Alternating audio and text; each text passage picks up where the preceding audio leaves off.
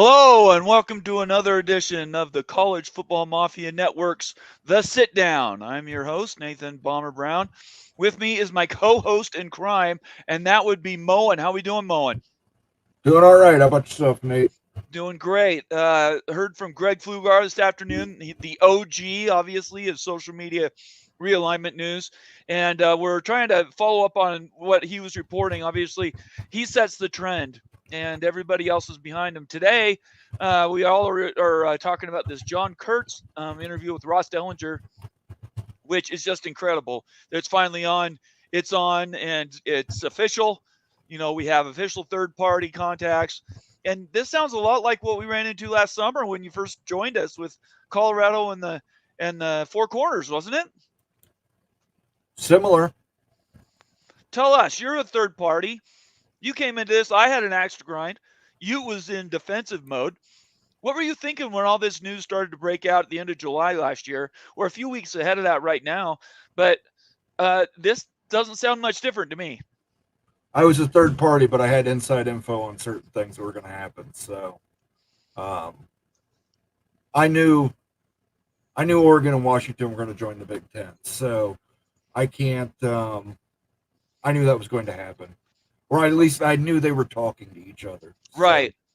Well, and my contention had been that the minute USC left, there's no way Washington and carry on Oregon were ever going to stay in the Pac-12. I don't care what the number was. They wanted to be looked at as big boys, and the Pac-12 had lost its shine once USC left. Once Colorado left, I think those talks heated up really. And then, oh yeah, for sure. And so now what we're having similar conversations. First, let's do a quick reset. We appreciate everybody being here. Again, this is the College Football Mafia Network, and we do all kinds of shows. We have one-off recordings that we do for members. We'll cover that in a little while. We also have daily shows that we try to get catch up on.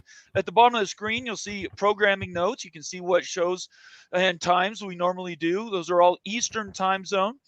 So, but please try to catch our shows when you can, and consider becoming a full-time member of the College Football Mafia Network family.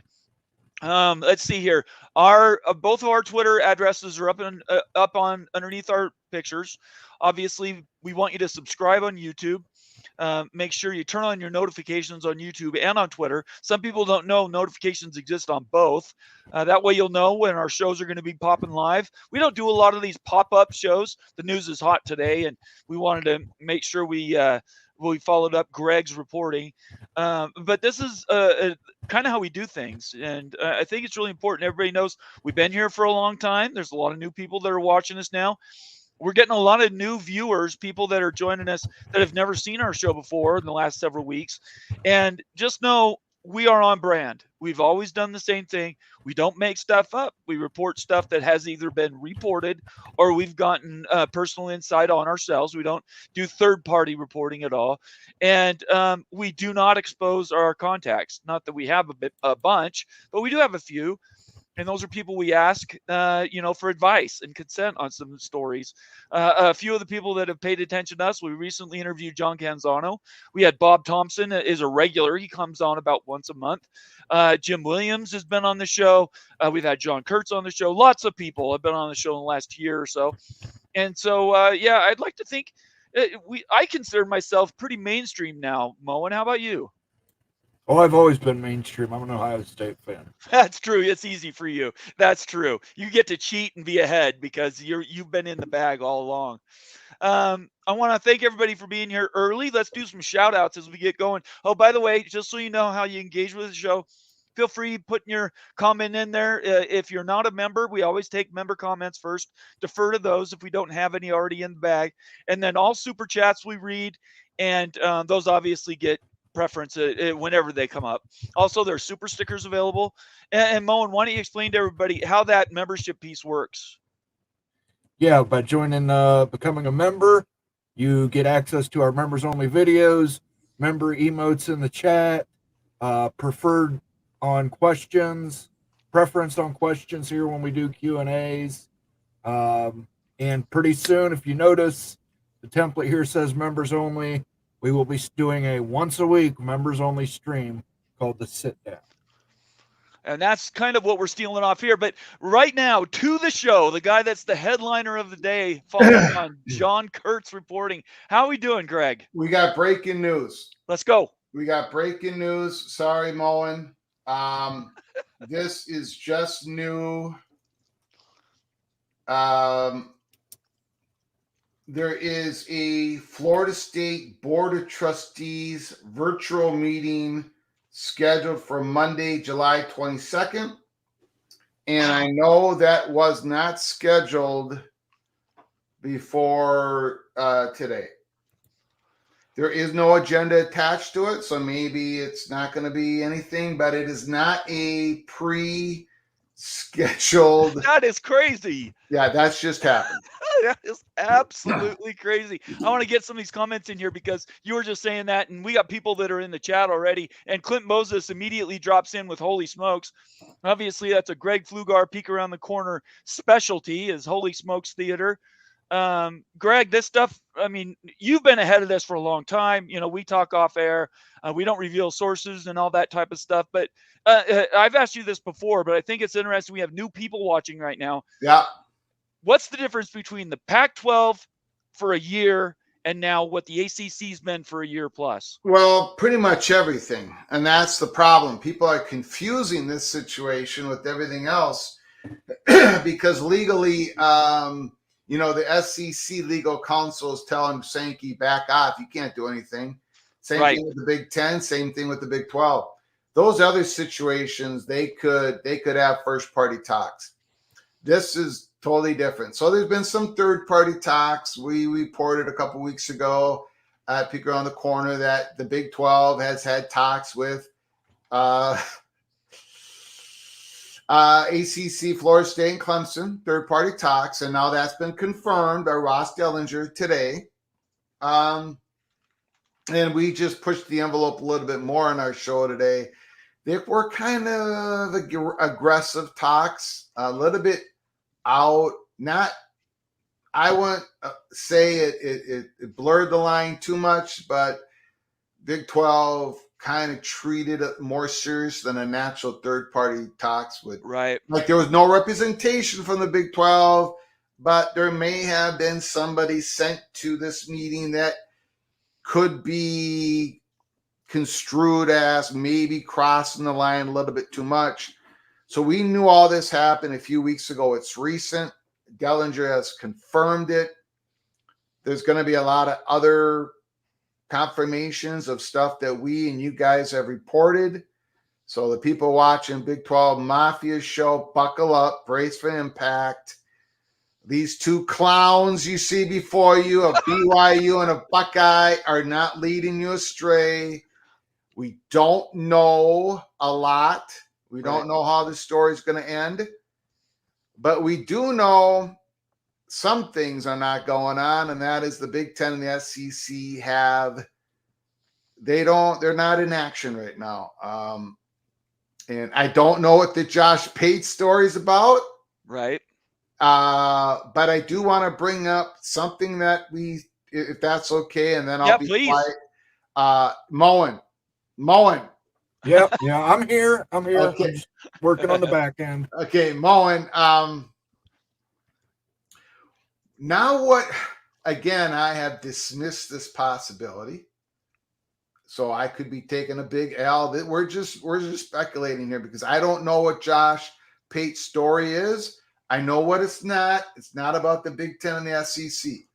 Could be about the Big 12, but it also could be about. What if it's about the dissolution theory? Because Ross Dellenger brought it up in his interview with John Kurtz. He said it's the second option. The third option was the Big 12. But for Florida State and Clemson, the second option is a reformed ACC. So if we go through the Josh Pate's clues, his teases, he said a reconfigured ACC, a reconstructed ACC, one that would affect Florida State and ACC schools. Florida State is the face of it, but it's bigger than that. What do you think? Could it could all what Josh Pate is talking about be the ACC, the dissolution theory, where 10 schools, Ross Dellenger used the number 10 schools vote to leave the conference? They would have to vote before August 2nd. Well, Josh Pate said this is the first bricks are going to come out of the old dam by the end of this week. I would throw in there Notre Dame is the wild card. As Notre Dame goes, I think the remainder of the ACC goes. So you could have a dissolution thing. 10, let's just say 10's a round number, but I find it hard to believe that Notre Dame wouldn't be involved in that. I think Notre Dame would have to go with that group. And I don't know that they do. I just don't know that Notre Dame wants to do that. Yeah, I think there's a lot of problems with that theory because I think there'll be a lot more lawsuits. Oh, absolutely. Right. But again, what is Josh Pate talking about? By the end of this week, we're going to know, supposedly. Just throwing that out there. Because Ross Dellenger mentioned it again today, along with confirming that the Big 12 has talked with Florida State and Clemson. Right. So let's break down that a little bit. And I know you covered this on your show, so I apologize if we go over anything. I didn't catch your whole show. No, that's fine. The difference between first and third party talks. You've been very clear for months and months. People have taken your quotes and our quotes as well out of context and said that we've been making declarations saying these things have happened. We've never done that. But can you explain to everybody what the difference is between a first and a third party talk? Yeah, first party talks is representation from the conference. Lawyers are involved. People hired by the conference, working for the conference, representing the conference, talking to those who are representing the school directly, their lawyers, their administration. Third-party talks have none of that is going on. That is what it is like a school might say, hey, who should we be talking to? Like, who should we reach out to? What president should we be talking to? What athletic director should we be talking to? Is there anything that, that we need to be ready for once we can have serious conversations? That's basically the difference. Sorry, go ahead. No, go ahead. I was just going to say, and to contrast this or to compare this to what the Big Ten did last year with Washington and Oregon. Those meetings were reported very early, right after USC was reported to leave. Yeah. Third-party talks were spoken about in Chicago for Washington and Oregon. No, those were first-party talks. Oh, okay, all right, because they were going to be out of their gore. They could have. So the legal counsel gave the Big Ten the go ahead. That we know the end date of the gore. We're going to be okay. There were first party talks in DC and New York City. And, but then, they waited for months because the legal counsel also told the Big Ten, we can't really take action. We're very sensitive about this. We need the Big 12 to crack the Pac-12 again. And eventually all that happened. Right. But they did have first party talks, but none of that has happened here. And people are saying, well, Florida State would have not gone to the courts if they didn't know they had a landing spot. Right. And I've been, the whole time been saying it's just, the reality is that's just not true. I know it sounds reasonable, sounds logical, but Florida State went to the courts because the risks of not going to the courts was just as huge as going to the courts at this point, right? Right. Being $35 million down year after year after year. They want to have conversations with the Big Ten and the SEC. They want to be able to prove to the Big Ten that they are committed to doing A, B, C, D, along with the SEC. They can't have any of those conversations. Clemson has said in their pleadings, in fact, one of their damages in the court, in their pleadings, they cited the ACC for damage because they cannot have meaningful conversations with other potential conferences or media companies. So they just can't do it. They want to find out what they can do with the Big Ten and the SEC. They want to have, and now of course they want to have options with the Big 12 and maybe the dissolution thing, and so that's what's going on. Okay. All right. Moen, do you have a question for Greg? Yeah, Greg, can you name some, let's say Florida State and Clemson do go to the Big 12. Yeah. Who does the Big Ten take from the ACC? Because obviously there's going to be a stability issue. The SEC gets UNC and Virginia. Who are the Big Ten candidates? Well, I think the Big Ten would so let's say there is some sort of mechanism that releases these teams, or at least they know when the gore is going to end. Let's say the ACC declines the option and their first party talks are available to everybody.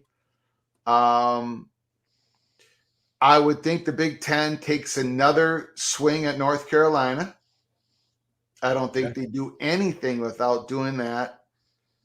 There's going to be some serious back and forth. They're going to try to outbid the Big Ten, SEC. Who knows what extent the Big Ten will go to get North Carolina. Let me ask you to intercept here, because Moen and I disagree on North Carolina a little bit.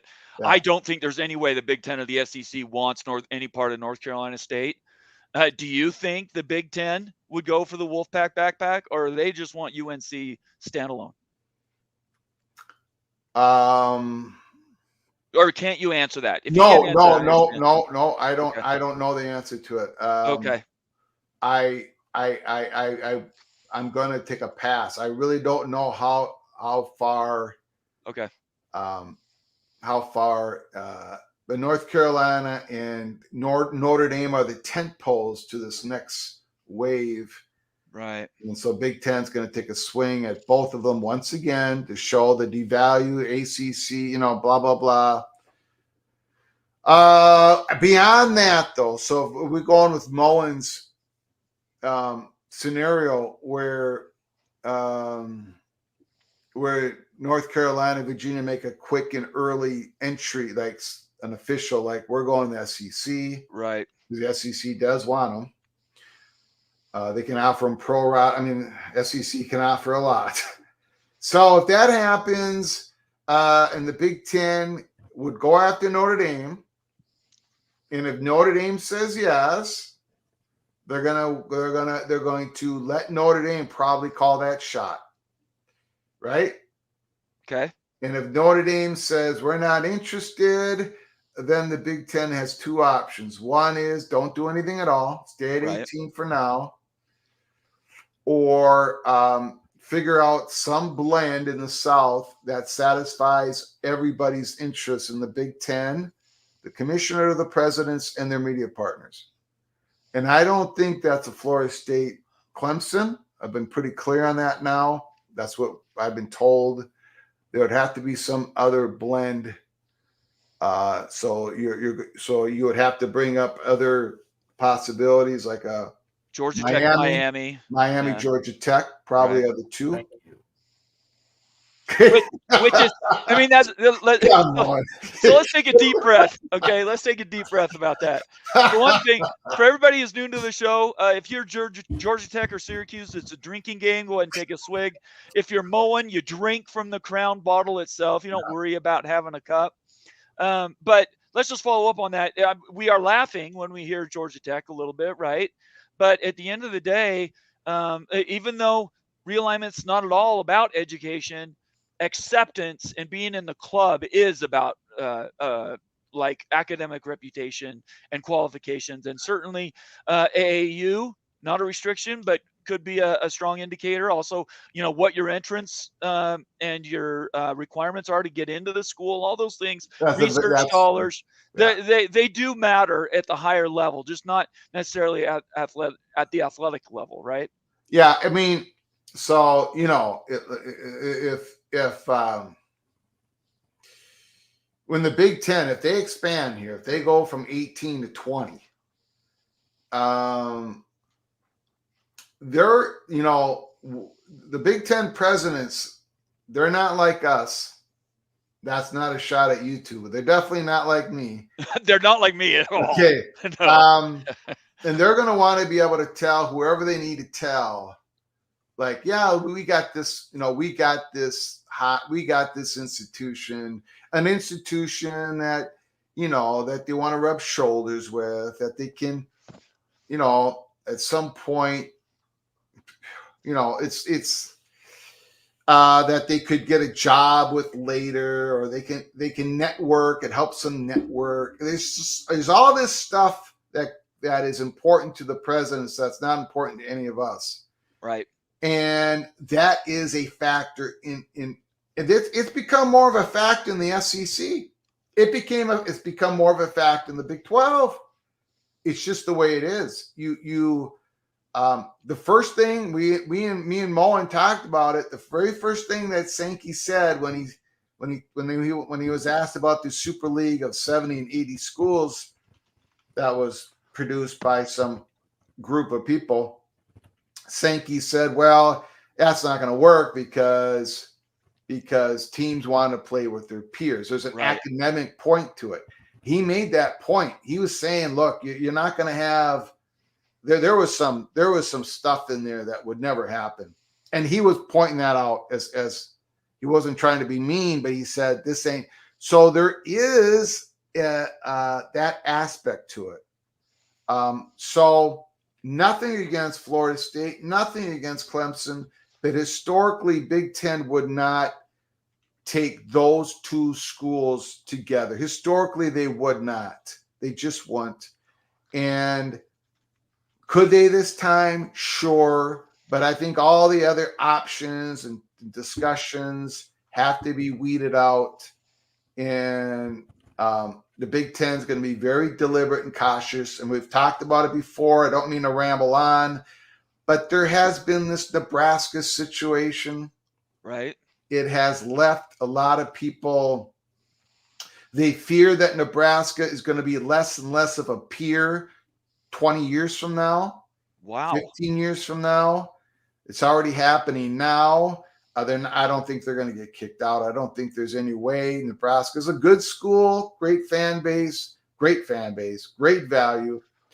But they're very sensitive now in bringing in a school that may not be able to,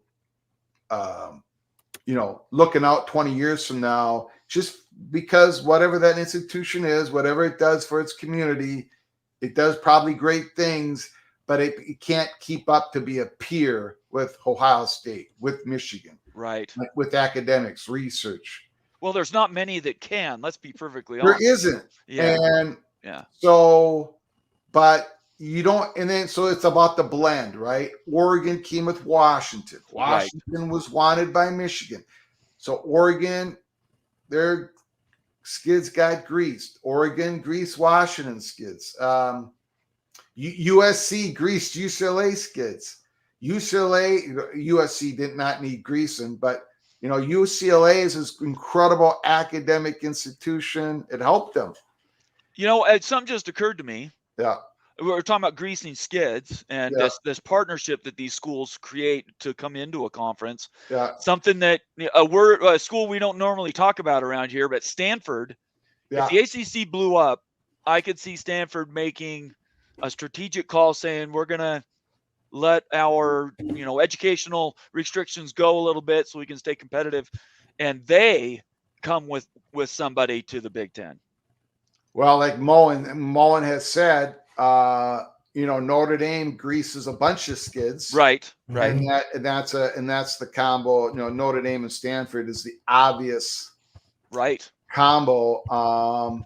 So again, back to Mullen's scenario of Virginia, North Carolina hopping into the SEC real quick.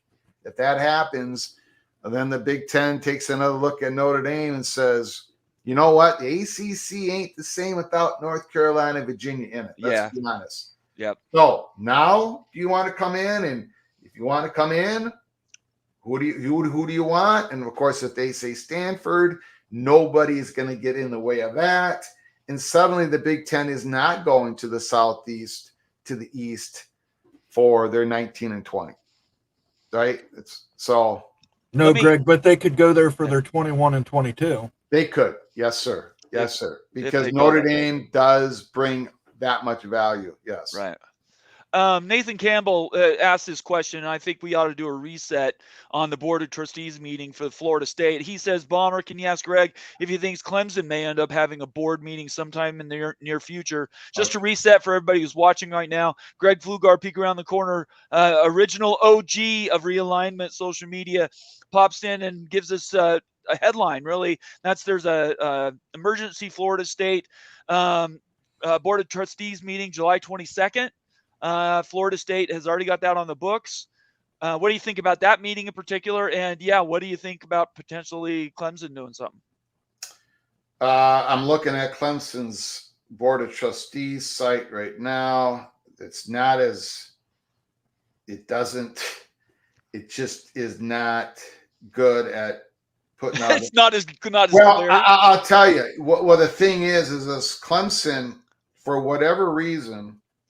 Hold on a second. Okay, let me do an announcement real quick. Go ahead. They do have a quarterly meeting July 17th to July 20th. That has been on the books forever. Okay. But of course, they could, if they need to, they'll use that time. So we got to keep an eye on that. Clemson does have the same July 17th to 20th. Florida State has on July 22. Florida State has July 22. Clemson's bylaws, they can get away with a lot. They don't have to be out in the open like Florida State. And we don't know that this July 22nd Board of Trustees meeting at Florida State has anything to do with realignment. Right, of course. Yeah. But and we don't make that claim. The agenda has not dropped yet, but we'll all keep an eye on it. Okay. Everybody who's just tuning in, we're 150 people watching us live. It's Wednesday evening. Thought we were at the end of the week. Greg Pflugar, peek around the corner, has joined the show. If you have a question for Greg, we're over 400 comments already. Us trying to keep up on those is impossible. So if you want a question for one of us directly, it'll have to be a super chat, just setting expectations. We will get to others later in the show, but we just can't. We just got to keep the flow going for the show right now. So super chats will get your question answered right away. Other than that, we're going to keep moving. Go ahead, Moen. According to CFB Plus, the college UNC has a scheduled meeting for July 17th to 12th. UNC, yep. But that's a regular one, though. That's right? Probably their quarterly, yeah. Right. So it sounds to me like they might have regular ones for some of these schools right in the middle of July, which seems weird to me. The date seems weird to me because that's in the middle of vacations for these educational entities, right? Do you have Brian Murphy's Twitter account? I can look it up. It's at Murph, MURPH, STURPH. Brian Murphy. Sorry, I got MURPH. MURPH, S as in Sam, T as in Tom, U, R as in Robert, got P it. as in Paul, H. Yep, I got it. Check out his 607 tweet and put it up on the screen if you can. Okay, let's see. 6:07 p.m. Well, I don't see that. I see 23 minutes ago. Hang on. I'll show you what I mean, and we'll find it. Well, is that 23 minutes? My math, Minnesota math. I don't even know what time it is. I'm in the Mountain Time Zone. You guys are in different. Oh yeah, that's true. So I'm just saying, let's look at the right one. Anyway, let me get this banner off. Go down to playing off what Ross Dellenger. Okay. The one up on the high. You right here? It. No, down one. Right here. Yeah, click that up. Okay. Playing off what Ross Dellenger said, is there a 10-team ACC logistical hurdles aside configuration that could pay, say $60 million per team? League paid 44.8 football members, and it will rise. Clemson, FSU, Miami, UNC, NC State, Virginia Tech, Virginia, Georgia Tech, Duke, plus SMU with Notre Dame. So obviously, yeah. I mean, so he added in Duke and Georgia Tech. Now he's just playing on one SMU. And SMU because they won't take any media money. Right. So SMU would help. Right. That's true. Very interesting. Right. I think there's a lot to that. look, if they had started planning this a year ago, I would say absolutely they could be way down the road. But they walked away from doing something last June or May. I would find it hard to believe at this last minute they're going to cobble something together that is going to be able to get all the legal hurdles done, and then on top of that, be able to play football in 18 months. I just, that would be very difficult for me to see. Not impossible, but what this looks like to me, and this is just me, is schools like Washington State and Oregon State leaking stories out there saying that media deal is right around the corner. Believe me, don't worry about it. We're going to be fine. We're all going to be together, and it's going to reconstitute. This assumes you're kicking out Boston College, Syracuse, Wake Forest, and you're saying, go fend for yourselves. I find that hard to believe. So do I. I mean, I'm not going to say it was impossible. But right? it's the SMU thing is interesting, right, Moen? Because now they're a voting member. my issue with this is Notre Dame's not going to let them kick out Pitt. Notre Dame's not going to. I mean, after the stink that Jack Swarbrick made about Stanford and Cal needing homes, I can't imagine that they're good. You're right. I can't imagine Notre Dame's going to go along with it and say, "Yeah, we'll kick Stanford, Cal, and Pitt out." I'm telling you right now. That's true. Ross Dellenger got a call from somebody at Wake Forest. Sorry, somebody at SMU. He got a call from somebody at Duke and saying, this is what we're going to do. This is the thing everybody's playing to. I think the more I think about this, if they would have started this last spring, it makes sense. I don't think Ross. I think Ross Dellenger brought it up as option too, because he's a serious dude. So I don't think he's being. No, don't get me wrong. I'm not saying that he's reporting anything wrong. What I'm saying is, just like John Canzano was basically, he and John Wilner were taken for a ride for an entire year, manipulated and used. There's no reason the same thing cannot be happening to a Brett McMurphy, a Ross Dellenger, a Jim Williams, because they all have contacts at these schools in the ACC too. And if you get a call from somebody at not at Syracuse, because they're not on this list. Again, I point to SMU. SMU being on here tells me that they could be the leak saying, hey, we've talked about this, and definitely we're going with Notre Dame.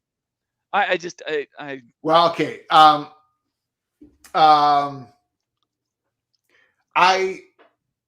Moen brings up, I mean, Notre Dame can't be a part of this. Yeah, I'm telling you, Moen just said. That has to be. Like, no way would Notre Dame do that to Notre Dame. But the SMU thing is I'm telling you, unbelievably.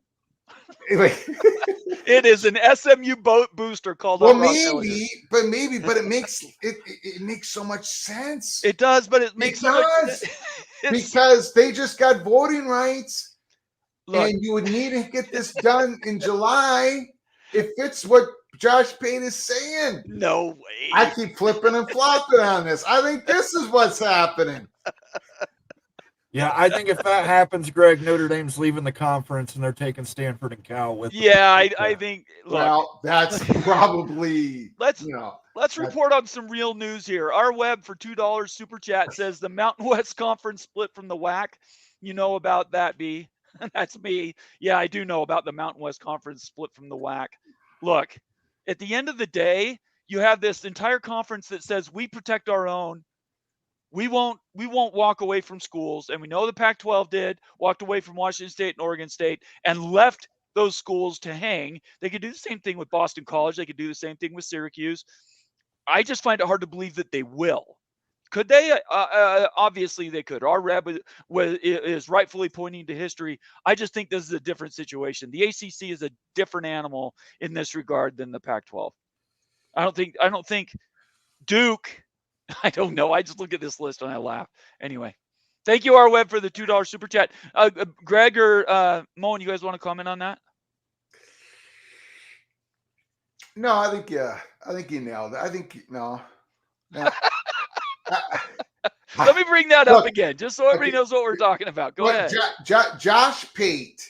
Right. Now, again, Josh Pate's teases is not about the SEC or the Big Ten. Right.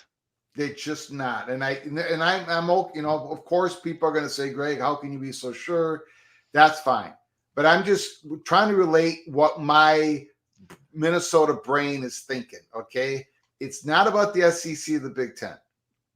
So it's about the Big 12 or the ACC or some combination of thereof, right? And so what is the last couple of things that have been dropped? There's been confirmation, Big 12 talking, not serious conversations.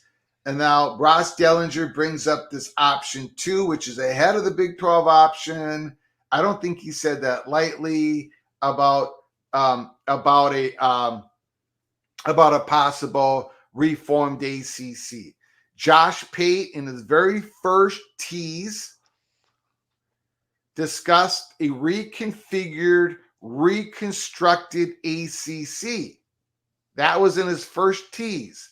Florida State and other ACC schools, not just Florida State. Florida State is the face of it, but it's going to affect other ACC schools. People have been putting this decision off. Now they're about to pull their levers. Now they're about to push the buttons, and everybody's going to be really busy after this gets done. I'm telling you, man. I'm telling you, Moen, this fits right into the dissolution theory that I've been saying for over 2 years isn't going to happen, but it fits right into it. But it equally fits into ESPN not renewing the ACC contract. Yes, that is true. Either way, it does. Yes, yeah, it does. we all agree with that. Yeah. I don't think there's even a question that thing is going to go away. It's going to be renegotiated, or it's going to be completely dropped. I don't think there's a question about that. We got a $5 super chat here from Kerry Go Knowles, also a member. Thank you so much, Kerry. It's great to see you. The difference between the Big 12 and the ACC is FSU laughing fire. What does that mean, Mon? Well, I don't know. You'd have to ask Kerry. Okay. I can't read minds. If I could read minds, I'd be making more money than you always tell me what these things mean. I'm assuming that he wants you spending time with us, Nathan, if you could read minds. I think he's probably saying that the Big 12 and the ACC, the difference is Florida State. Right. Florida State being a power program, something. Yeah. If Florida State and Clemson leave the ACC conference, something, the ACC won't have.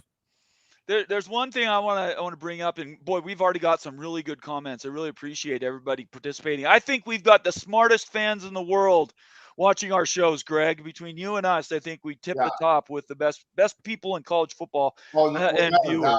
Without a doubt. Most intelligent, I would say the most researched. Anyway, the Big Lubbock brings up the big elephant in the room. Louisville was not mentioned. In my opinion, Louisville has I think Notre they're already. Dame, take Notre Dame out. Put Louisville in. So can you put I'm sorry, Nathan. Sure, no, it's okay. It's fine. Go ahead. No, I come in here on your show and I mistreat you the whole time. It's okay. So Clemson, Florida State, Miami, North Carolina State, Virginia Tech, Georgia Tech, Duke, Villanova. Now Moen is probably Villanova. I'm in Louisville. Villanova. That was a bit of a Freudian slip there, Greg. Now look, so Moen, would you still have problems with that? Because I know you are on this Panthers side, and that makes sense. But would that 10 be the 10? If Louisville takes, we got SMU in there too. 1, 2, 3, I'm telling you, SMU. 7, 8. I'm happy with it, Greg, because the first thing Notre Dame's going to do is join the Big Ten. Yeah. They'll take Stanford and Cal with them, and then they'll probably pick up one of those ACC schools to get 22. It would either be Louisville and Pittsburgh, or Louisville and SMU. SMU. Gosh. Well, it'd be SMU because they're not taking any money. Yeah, it's got to be SMU. You guys are trying to kill me. Well, it's got to be SMU. It's got to be to raise that number. They grease the skids, man. Kerry Go Knowles gives us another $10 super chat. Thank you so much, Kerry. Good to see you guys and Greg. Yes, we appreciate Greg. Peek around the corner, the OG of social media reporting. We appreciate you spending some time with us, Greg. So speaking of OGs, yeah, go ahead. Need to play that louder. We can't hear it, Moen. oh, sorry. That's okay. Just got. It says it'll impact my hearing if I play this loud. Oh. The OOOG of realignment, Greg Pflugar. Greg Pflugar. Tip the That hat. is a very intelligent voice that is saying, oh. So if we jump ahead a little bit, and let's just assume that regardless of what conference they're going to go in, Clemson and Florida State basically say, however they need to, they're going to be gone, right? Yeah, they're leaving. Yeah. They're So leaving. once they make that declaration, it gives a time when they'll actually leave. The difference is we don't know what their exit penalty will be to pay. That's what the judges are weighing on right now, all those lawsuits. Yeah. Is there a rush to get that complete at that point? Because once they've got their date certain they're leaving, they say 2026, we will be somewhere else. Once they put that out there, doesn't the pressure come off of the destination button a little bit? Like might Clemson and Florida State just be looking for a while, waiting for these judicial things to work through and maybe have a settlement without actually declaring going to a conference?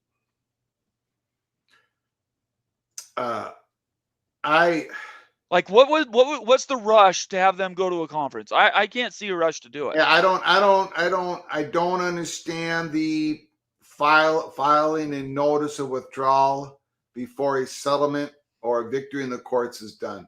I don't know what the motivation is, because so you file a notice of withdrawal, but the court cases are still going on beyond next July 1st of 2025. And now what is Florida State going to do? Right. ESPN going to still distribute their games? What are they going to do with their Olympic, non-revenue Olympic sponsor sports teams? They're not in the conference.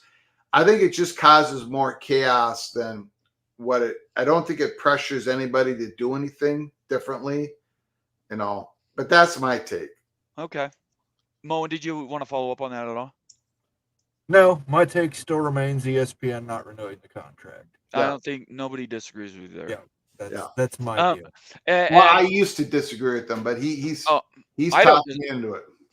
Yeah, I think it's been evident. Once we knew Florida State had sued them in December, it was obvious to me that was going to happen. Once we found out that remember, Bob Thompson freaked out that was leaked, right? He thought that was crazy that we would find that out about that contract. Normally that stuff was hidden and you didn't hear stuff like that. Once it was revealed that they had to declare by February next year that they either pick the option up or they drop it completely in 27. Once that decision was to be made, I could not in any way project away that the ACC continues to keep the current contract minus Clemson and Florida State. I still can't see a picture where that happens.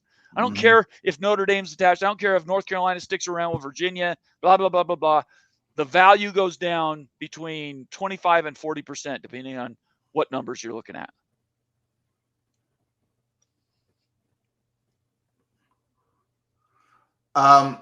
Steve, Mr. Bearcat says Pate could be hinting the ACC reconstruction could be backfilling once certain members declare they're leaving. It could be. The reconstruction, reconfigure statement from Josh Pate could mean that. But declaring you're leaving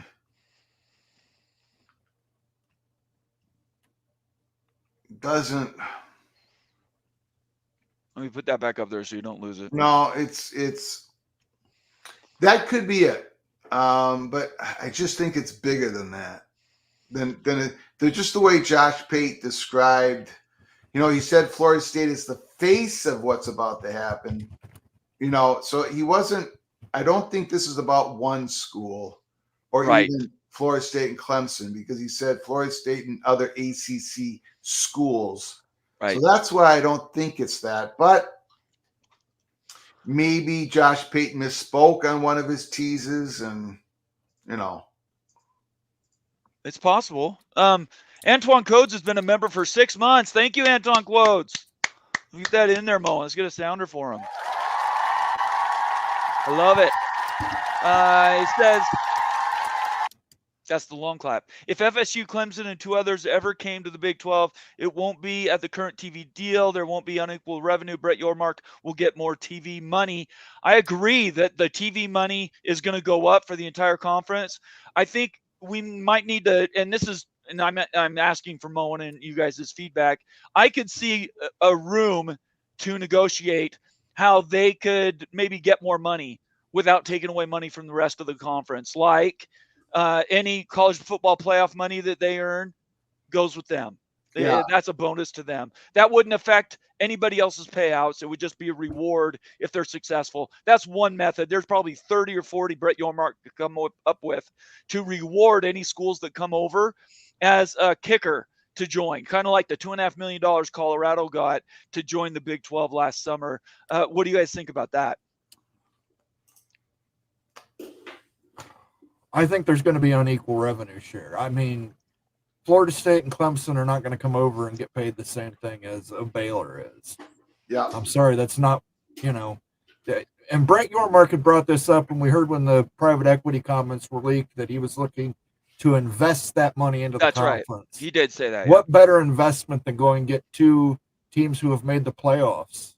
Yep. Which is what we've been saying for weeks. Yeah. Right. That's the investment. So they will use that money to pay Florida State and Clemson more than the other members. I have no doubt in my mind. The Big 12 might make an offer that the Seminoles and the Tigers can't refuse. I agree with that. There you go. Yeah. And it would be temporary. Look, they renegotiate their new deal. It ends in 30-31. So it's not like they only need to park in the Big 12 for a certain amount of time. And even at that, once the Big 10 or the SEC called, maybe in 2 years, they're gone anyway. They'll pay the exit fee like Oklahoma and Texas did. Big 12 would cash those checks, and they'd be out the door. I don't see any barrier to any of that happening. At least I can't imagine there would be a barrier to that happening.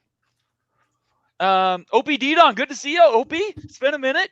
$5 super chat says, on another note, has the Godfather heard the College Football Mafia theme song sung by Ute? Have you heard that, Greg?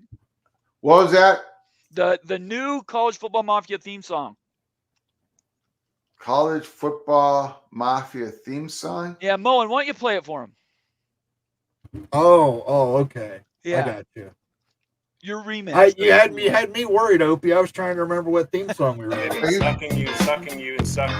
They've been sucking you, and sucking you. I did hear that. Yes. Okay. I've heard that. All right. Yes. Yes. Thank you, Opie. Your $5 super chat. We really, really appreciate it. Expedition Greg pops in the house. He's been a member for 5 months, and he says, this ACC story has many twists and turns. We let off, Greg, with you comparing, or me asking you to compare the two. At this point, the bigger story has to be the ACC because it has its fingers in so many different pies, right? Yep. And the longer outlook for college football playoff is really going to resound whether it's P3, P4. Yeah. And let's assume Clemson and Florida State leave, and I'm going to add Louisville, and I'm going to say a +1. I think Miami might be going to the Big 10. If those 4 schools leave and it increases the value to the Big 12, what does that do for the ACC? When is the next college football playoff negotiating window? Because I don't think they can take away A4 status, can they? Do we know that? Maybe we don't know the answer to that. We know the playoff window opens again in 2027. So there's a look in. Brett Yormark made sure there was that look in. But there was protections given to Big the 12, ACC, though, right? ACC, Big 12, and Notre Dame. How far those protections extend if ACC is no longer, I don't know, man. I don't know. I mean, that would be something probably we need to do some research on it. I'm going to cue that out to our viewers right now. If somebody wants to try to chase that down, go back to the college football playoff negotiation and find out whether at the look-in in 2027, there's the ability or the disability to a conference to lose that autonomous power. Because I could see through consolidation, and if all the best brands, 4 to 6 to 8, move to the Big 12, now you're at 3 conferences that are power conferences, and it's hard to argue that the ACC would be in the same. Right, but I think the autonomous status is governed by NCAA bylaws. And you're probably right. That's why I was which are asking the completely question. separate from college football playoff. But Yeah, they could true. obviously redistrict the money. Right. Yes. Yep. Okay. All right. All right, Greg, before you get out of here, Moen, do you have any questions for him before we let him go? Yeah, Greg, can't wait to rebuild that poor team Minnesota in college football 25. Let me tell you something. I got 2 things to say about that. One is the complete disrespect the Golden Gophers are receiving from that stupid video game.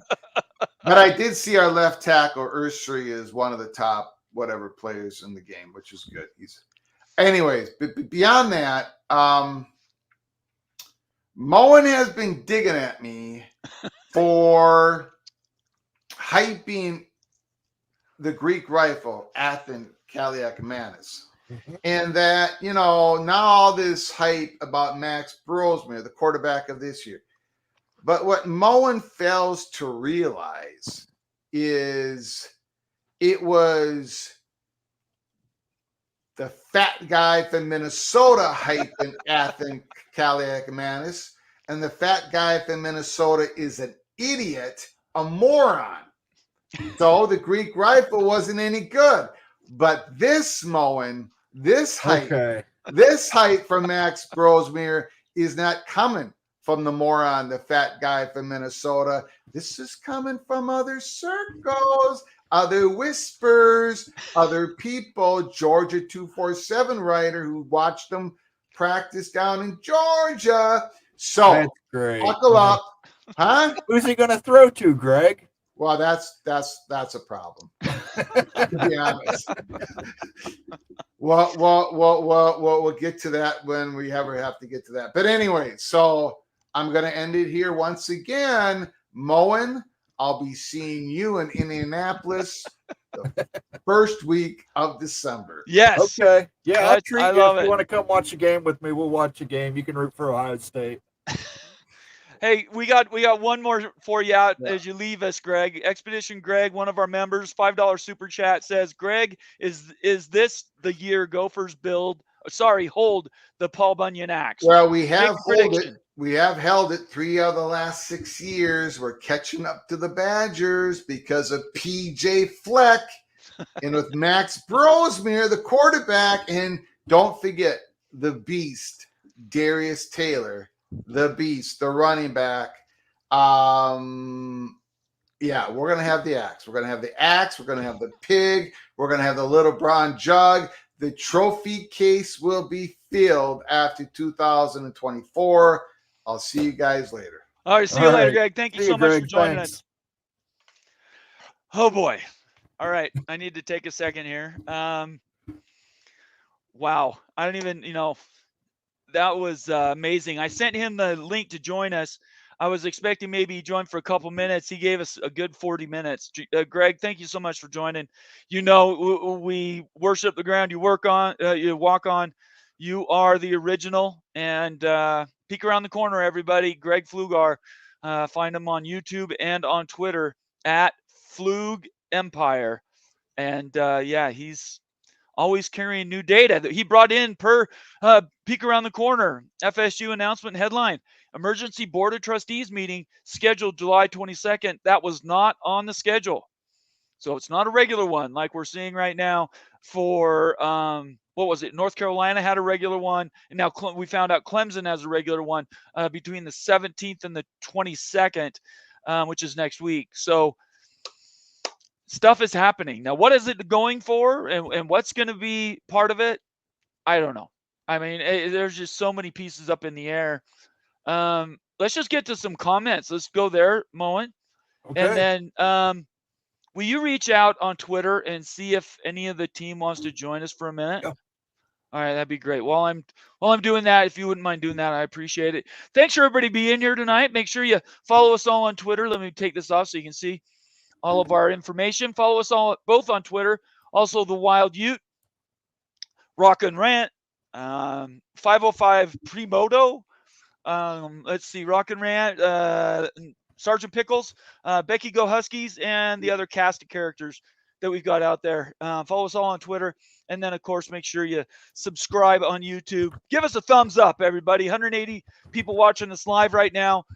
Give us a thumbs up. Let us know how we're doing. Leave a comment. And then consider becoming a member of the College Football Mafia family. I didn't do this earlier, so I'm going to do it right now. Let me share my screen. Do a little business. This is our membership tab right here from our main screen. These are all our member videos. If you become a member, you have access to all of these videos. Wild Ute University, Timeline, Moen Rants, some Coos Corner videos. And these are all amazing. And a lot of them have to do with what's everybody worth in the Big Ten? What's everybody worth in the ACC? These are all member videos. There's member-only shows that you have access to. And I just want to make sure we promote those because we put a lot of time and energy into planning those things. And I think anybody that will attest to it out there in our comment section can really talk to how good the quality is of those shows. Oh my gosh, we're being invaded by the Big West Mafia crew. How you guys doing? How's it going, everybody? Great timing on that one. All right, guys, you got 10 minutes. Tell us what's the feels up there in the Pacific Northwest for all this news. Becky can go first. Sorry, I'm like losing my voice due to a spring cold. No, it's I'm laughing because I alluded to this on Monday's show at the very end, and I'm like, oh my God, here it all comes. Right. Yeah. But like, it's insane to think that in the end they're going to do all this, spend all this money, and they're just going to end up basically taking a sidestep, like one step up, you know, like maybe. Yeah. Like it's very clear. Yeah. It could be like $200 million, and essentially you're just going to go to the Big 12. Yep. Not the other two, which is just insane to like hear about and even think about. I think, you know, and I think we need to be reasonable too. The world has changed. We all thought last July, August, all of us thought for sure once the Big expanded again, they would pick up at least Florida State, if not Clemson and others. But the world is a different place today. Not only is the economy in a different place, our politics are in a different place, but the money, the media that's out there available in all these media deals. I know Pickles dips into this a little bit with values. It's a completely different place than it was 2-3 years ago when the SEC and the Big Ten renegotiated. Yeah, and you have now ESPN today just like it's coming out that the NBA deal is done. Right. It's like, if you know the number, it's like $76 billion. Which is crazy because they've been losing people watching their stuff. How are they making more money? I don't understand. Pickles, how do they make more money? Well, I mean, even outpacing inflation, but I think it's kind of what we were saying, that you got all these TV networks and they're actually starving for content because the ESPN and Foxes of the world keep snapping everything up. You know, they got to fill their airwaves and sports always sells. So I'm not shocked in my opinion, they overpaid for the NBA. Who knows? Maybe they're banking on a rebound in viewership, but it has been on a stagnant or downward trend compared to even things like baseball. Baseball's on an upward trend even in recent years. Who watches baseball? I do. The eternal sadness of being a Mariners fan. Yeah, I quit watching a long time ago. Like 90, 96, 97, 98 is when I quit watching baseball. I'm a glutton for the Mariner punishment that comes with being a fan. So yeah, you'd have to be at this point because they disappoint every year. So what do you guys think about this news that Greg Flugar broke on our show a little bit earlier about this FSU Board of Trustees meeting July 22nd? And now we've heard both Clemson and UNC also have regular meetings scheduled. Well, I went and looked. Clemson has another. Their meetings are the 17th through the 20th. Right. They have another meeting though scheduled on the 16th. Was that just suddenly scheduled? I have no idea. It's just randomly on there. Like I wouldn't assume because it doesn't give any details, but it doesn't make any sense if they were already doing a 3-day meeting, 17th to the 20th. I don't know about that. Weird for me. Yeah, I don't know what it is, but I was looking at it and I was like, why is that there? So College Football Plus reported that 17th to 22nd. Yeah. If there's anybody that's watching right now that can clarify what this Clemson meeting that we're seeing online for the 16th actually means, that would be really helpful. Go ahead, Pickles. Yeah, I mean, the regularly scheduled ones, I mean, obviously they're going to talk business, and I'm sure the lawsuits will come up. But regularly scheduled ones, I mean, they handle hundreds of other regular operational stuff. I don't normally put too much weight into those. The unscheduled ones, I mean, we all get real excited about it because the timing is quite convenient. But, I mean, the Pac-12 presidents went through a dozen or more unscheduled meetings before anything real serious happened. So I'm not confident we'll get a total meltdown, but I think the date for me is still August 15th. It's still that deadline to file an exit. And I think that completely hinges on Florida State's belief that they'll have a home in the next 365 days. So I think that'll be very telling on whether they think this is a short-term, rapid thing that's going to happen, or maybe it's going to take longer than we all expect. What do you guys think about this idea of the dissolution theory? I listened to Greg when he started on it, and old ideas become new again, and we're all junkies for talking realignment, so we get to hash it out with a little bit of new info. But I don't see the upside. The only way dissolution works is if you provide enough upside for the people willing to cast the votes, and I just don't see how that's possible, in my opinion. Even a reconstituted ACC, would be completely contingent on ESPN being on board, and I don't know if there's too much bad blood between Clemson and Florida State to really take that path anymore. Becky, Monin, you guys want to talk about that at all? I mean, he lost me at SMU. Yeah, that's where he lost us too. I was like, yeah. But I mean, in the end, it makes sense because it's like, well, they're not going to take any money, and it makes the others like more money. But SMU's not taking no money forever, right? But I think we talk about ESPN might be upset and things like that. Well, it's still a business. ESPN's not going to just not do something just because they're mad out of school. And I can use Washington, for example. Washington really made them angry with the whole cupcake thing. You guys can Google it. But they were talking the year that UW made the playoff under Chris Peterson, they compared UW's non-conference schedule to cupcakes. And it really made them angry. And then UW over the years has poked and prodded them, especially we had Kirk Herbstreit basically going out there you guys should be thanking us for putting you on TV. You should be doing this. Kiss the ring. yeah, still a business. And ESPN still came back and was like, yeah, no, we're going to treat you guys fairly and do things. It's they get it. But I think at the same time, a reconstituted ACC, I don't know if it moves the needle for a company, again, that's just spent a couple, they're spending billions on the NBA. Well, and it's got to make them more money. Becky, really quick, I want to interrupt you. Something occurred to me. Why would ESPN be excited about reconstituting a conference that is going to get picked apart at some point and pay them more money just because they shed some of their off brands? Exactly. They have no incentive to do that when they have them already at a very cheap price. I can't see who's the partner that's going to pay them more money to stay the same. Exactly. That was my whole point. There's nothing there for them to do. They have no incentive to do anything. That's the same thing. Fubo TV, maybe Fubo TV, right? People they'll just go to the SEC, and I'm like, why would ESPN pay them a full share to go to the SEC when they can keep them in the ACC at a half share? Essentially, it makes no sense.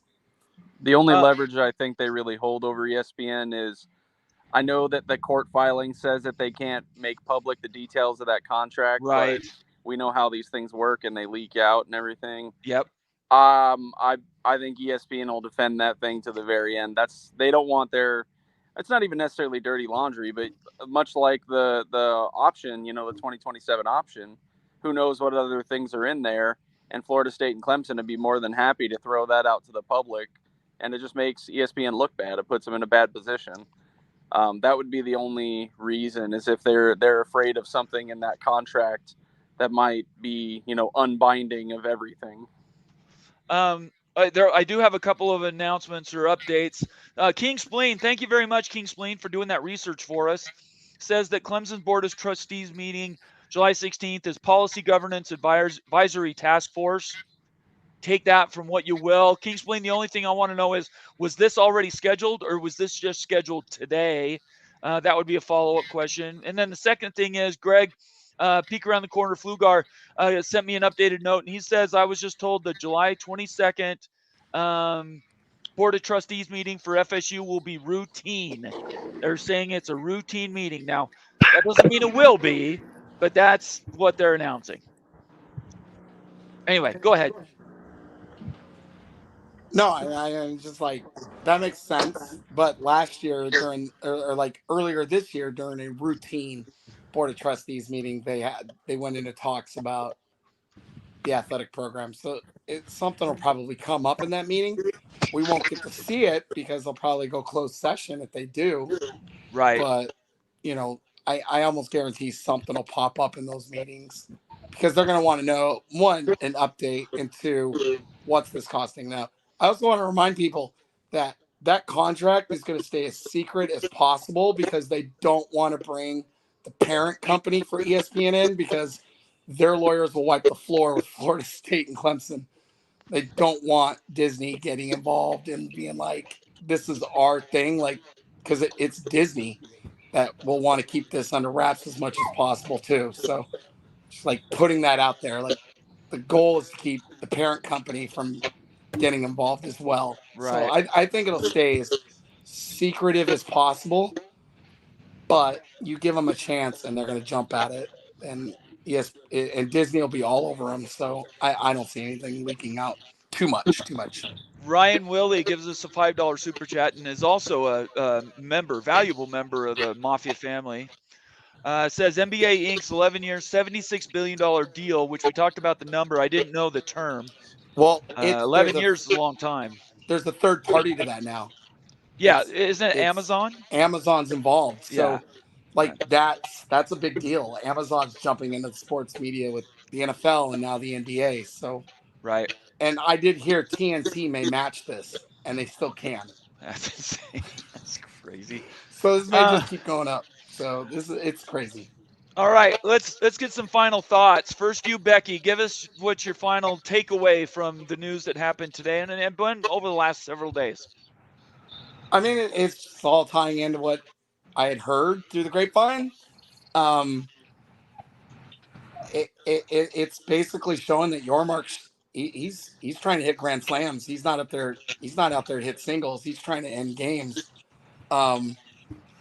He wants to hit that ball out of the park every single time he steps up to the plate. And what does the Big 12 have to lose? Absolutely nothing. They have nothing to lose. They have nothing to lose. They have nothing but incredible gains out of this. And let's say it does work. Let's say he hits the home run. They now have 2 powers. They now have multiple national titles coming in. And they have 2 teams that will force the rest of the conference to catch up recruiting-wise. Absolutely. So everything pays off well for them. And it's like, oh, we're great. We've got good basketball. Now you have 2 football powers that will force the rest of the conference to change how they do business on that side. So nothing but good things. So that's it. Pickles, what are you thinking? Apologies for the background noise. You're okay. Planes overhead and dogs outside. You're okay. Go ahead. I think it's kind of, I don't mean to draw too many comparisons to the Pac-12, but it feels kind of the same, even though it's a different scenario, that you get this slow trickle of info and eventually it just hits a tipping point. I don't know when that's coming. I don't know if it's soon. I guess when you think about it, Florida and Clemson, not necessarily being high priorities for either the SEC or Big Ten, it's a little bit surprising because all of these recent moves have been football focused, and I would argue they're the 2 biggest football brand's still out there, barring Notre Dame. Yep. It kind of shows you that other things are going into the calculations as far as, markets and how they're divvying up money in that. So I'm good to see. I kind of got in a slight disagreement with Becky about the Big Ten might be shooting themselves in the foot with living in their ivory towers and not wanting to invite lower academic schools who could help the football. But, I trust the Big Ten, who made a lot more money than the Pac-12. That's right. To do some good math. So exactly right. I gotta hand it over to our new conference mates that they're not gonna lead us down the straight path. You guys are set. Washington's going to do well, and it's just going to go from strength to strength. Really quick before you leave, one more super chat from Troll Grinding Cheek Clapper. I still haven't figured out the logistics of that name, but bad joke. But a Purdue friend watching this later, who has the best chance of going to the CFP at end of 2024? Purdue University or Purdue Chickens? Great show, by the way. Thank you very much. Purdue Chickens, hands down. They're going to have catering there, so I'd imagine if they're going to serve chicken, probably Purdue. Purdue Chicken going to make money at the national title game. Purdue University is going to be paying to go to the national title game. Maybe, So. yeah, they might be up in those third-tier seats for sure. Do you guys play Purdue this year? Nope. Oh, not okay. this year. They'll upset you next year then. Yeah, that's what Moen believes. They're bushwhackers. They Oregon on the hop. Oregon's going there on a Friday night. There we go. So maybe they bushwhack Oregon. It's the week after the Ohio State game. Okay. Yeah. We're going to be counting on it. We're going to be covering the Matt Baker article next. So if you guys want to stick around and hang out, watch, and provide notes in the comment section, that'd be great. I appreciate you joining now, though. Yeah. Yep. Ad hoc. It's kind of fun. Tell everybody about your show really quick before we get you out of here. We host Big West Mafia Mondays, 8 Eastern, 5 Pacific, and I've been predisposed with some work items the past few weeks. I appreciate Moen and Becky holding it down for me, but I will be back this Monday for your regularly scheduled programming. So yeah, 8 Eastern, 5 Pacific on Mondays, Big West Mafia show. I love it. Thank you so much. You guys are both rock stars. We're going to get you some shirts, okay? So I'm going to be sending you guys some links. You guys, pick a size and tell us which shirt you want, and that'll be something you guys can wear on the show and have. That's coming around the corner. Right on. Right. Love it. Okay. We'll also be having a corporate meeting here probably in the next few weeks. So I'll let you know what that would probably be on a Sunday, but we'll talk about that later, okay? Yeah, all right, sounds good. Okay, everybody, you guys have a great night. We'll see you later. Go Dogs. See you later. Go Huskies. All right. They're obviously corporate meeting. Corporate meeting. Corporate meeting. What did I say? I liked it when you just said corporate meeting. That's something synergy. Well, I'm about the corporate team epic. All right, let's get out. One thing we didn't get to, and I just really quick, there's no way I can get to everybody's comments. I just want to do some shout outs from the very beginning. We had a bunch of people that were here right as we got started on a show that we normally do not come on this early, certainly on a Wednesday, let alone following up Greg's. And I can't even get to the top of the comments. I'll just go with the ones we started. There's so many people that were here at the beginning. I want to get shout outs. Jan Hulk was in the house first. In the house early. Antoine Codes, Moff Prof, Big Ears Bo, Nathan Campbell, Joe, Shonsky, Mike Smith. Let's see, Brett Taylor, Becky Go Huskies, Glenn Luman, all the way from the Philippines. Anthony Carlson, College Football Plus, Shonsky, R. Webb, Jeff Watson, Caleb Witten.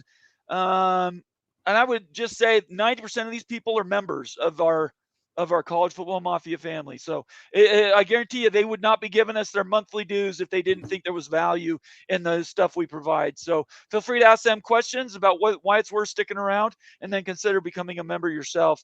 Renee Rocha, David Kreitzer, King Spleen, The Big Lubbock, Clint Moses, The Architect. Let's see here. Devil Frog, the original OG Mafia member. Let's see here. I already said Antoine Codes, OPD Don, I think I said, and that's going to take us to the bottom. I know I missed a bunch of people. I apologize. I was going to do hellos, and then Greg signed in. So, we are a show that entertains, so I had to defer to him being in the house. But I want to thank everybody who's been here. 150 people watching this live. This is awesome. And we encourage you guys to stick around, really provide additional questions. Leave your comments or questions. Give us a thumbs up in the video section. And then make sure you subscribe and follow us on Twitter. What did I miss, Moen? I didn't miss anything. Let me see here. I'm trying to pull something up. Okay. I'll let you keep doing that. Let me get to this Matt Baker article, which... Hold on. Let me... okay, go ahead. Look, I'm working on merch, people, so you can stop bugging me for merch. This is Moen's thing is merch. My thing is merch, so I'm working on it. We'll get a Bend the Knee shirt out. We'll get a Georgia Tech Syracuse shirt out. Yes. I'm working on it. Yeah. Is there any chance I've had requests for the College Football Mafia silhouette with the flag, the red, white, and blue? Can we do that? We could probably do that. We could pull that off. Maybe that would be like a special order item, maybe a little bit more expensive. Yeah, it might end up being a little more because of the colors involved. But okay. Well, this is an initial design. We haven't settled on what the final thing's going to look like, but they are coming. Look, these things take time. If you've been pushing us for a long time, I apologize it's taken so long, but we are trying to do it right. We didn't just want to throw something out that's crappy and doesn't look good. All right, can I jump to this article now? Are you okay with that? Now you can jump to the article. All right, so this is a big deal. I want to give this full screen. So this is Matt Baker. And his article says, who's the number 3 conference, the ACC or the Big 12? It might matter. And this is paywalled for you guys to know. For you to be able to read the entire article, believe me, it's worth the money. But I'm giving you guys a heads up about this article, and let me post a link to it so everybody can get to it. And certainly Matt Baker deserves your follow. And, please subscribe to his stuff. He's great. Tampa Bay Times, Matt Baker. There's the article link. Basically, he jumps in last week, I believe, or 2 weeks ago. The ACC, Commissioner Phillips stood up and said, we are the 3rd best conference for football value. He qualified it, right? He says, we are the 3rd best conference, football value. The reason he said football value is because technically the Big 12 is actually in a better position between the 2 conferences, and that's what this article details. Matt Baker breaks it down. You don't have to take my word for it. You don't have to take Moen or Greg's word for it. Go to this article, read the entire thing, and then come back and tell me that the Big 12 is in a better position to be successful long-term than the ACC minus Clemson and Florida State. That's the only qualification is, and I'm not even saying they jump to the Big 12 either. Minus Clemson and Florida State, the Big 12 is a better money-making entity than the ACC is. Has long-term stability the ACC does not have because the ACC still hasn't had the earthquake of realignment completely settle on it. So, Moen, did you get a chance to read this article? I haven't read it yet. Okay. I have not got a chance. It's on my reading list. It's on your reading list? Okay. I do have the article. I don't know. Can I share that? You can share portions of it. I wouldn't share the whole thing. All right. Give me a second, everybody. Let me see if I can find this link to this article. I can show you pieces. I can't share the entire article. Again, I would recognize and tell everybody they need to subscribe to watch the article. Let's see here. Let me get the right thing up. All right. Let's go down here. Let me bring that up. Add to stage. Okay. So again, Matt Baker, Time staff says the Atlantic Coast Conference probably objects to that characterization. The 3rd best league. Brett Yormark said that today or yesterday. Jim Phillips would have last year at his league's football kickoff. The ACC claimed they were number 3 last year. Some of the points that he covers. Money. He says Phillips was right when he said the ACC was 3rd in money, just not by much. Right now, the ACC paid out 44.8. The Big 12 made 44.2. Now let's just do a little bit of an imaginary situation here. That 44.8 minus Florida State and Clemson. What does that number drop to? Open question. Put it in the comments. There's no reason we really have to have an argument about it because we pretty much know it's between 30 and 40% the value will drop. Ute did all those calculations. He can justify it to you. If you watched our membership videos, you know what that number is. So if you took off, let's just be conservative and say it's 25%. What's 25% off 44 million, Moen?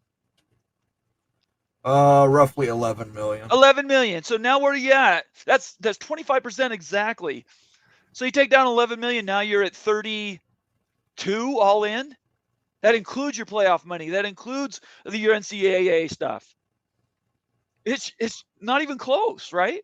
So now, not only falling behind the the Big Ten and the SEC, you're also falling apart or falling away from the Big 12. And that's just minus 2 schools. Imagine Louisville goes. Imagine Miami goes. Imagine, Virginia Tech goes, or Pitt changes its mind and gets its nose out of the air and decides to deign itself to lower to the Big 12. You minus those schools in the ACC, that conference has really no value. 20 million. You bring in Washington State and Oregon State, try to stabilize. And now you have to ask the big question, does Notre Dame stick around? Does Stanford stick around? Or do they finally bite the bullet and join the Big Ten? You want to add anything to that one before I move to the next marker, Moen? Nope, go ahead. Okay. Next marker is football success. The Big 12 has a valid argument in one key area, depth. This was also referenced by Brett Yormark yesterday. He said the Big 12 is the most evenly balanced, most competitive conference in the country. And it's true, it is. The numbers bear it out. If you compare the ACC and the Big 12, you're going to see the ACC is really top heavy, similar to the SEC and the Big 10, but the ACC is really top heavy with Clemson and Florida State. You take them out, it's not even close between the two conferences.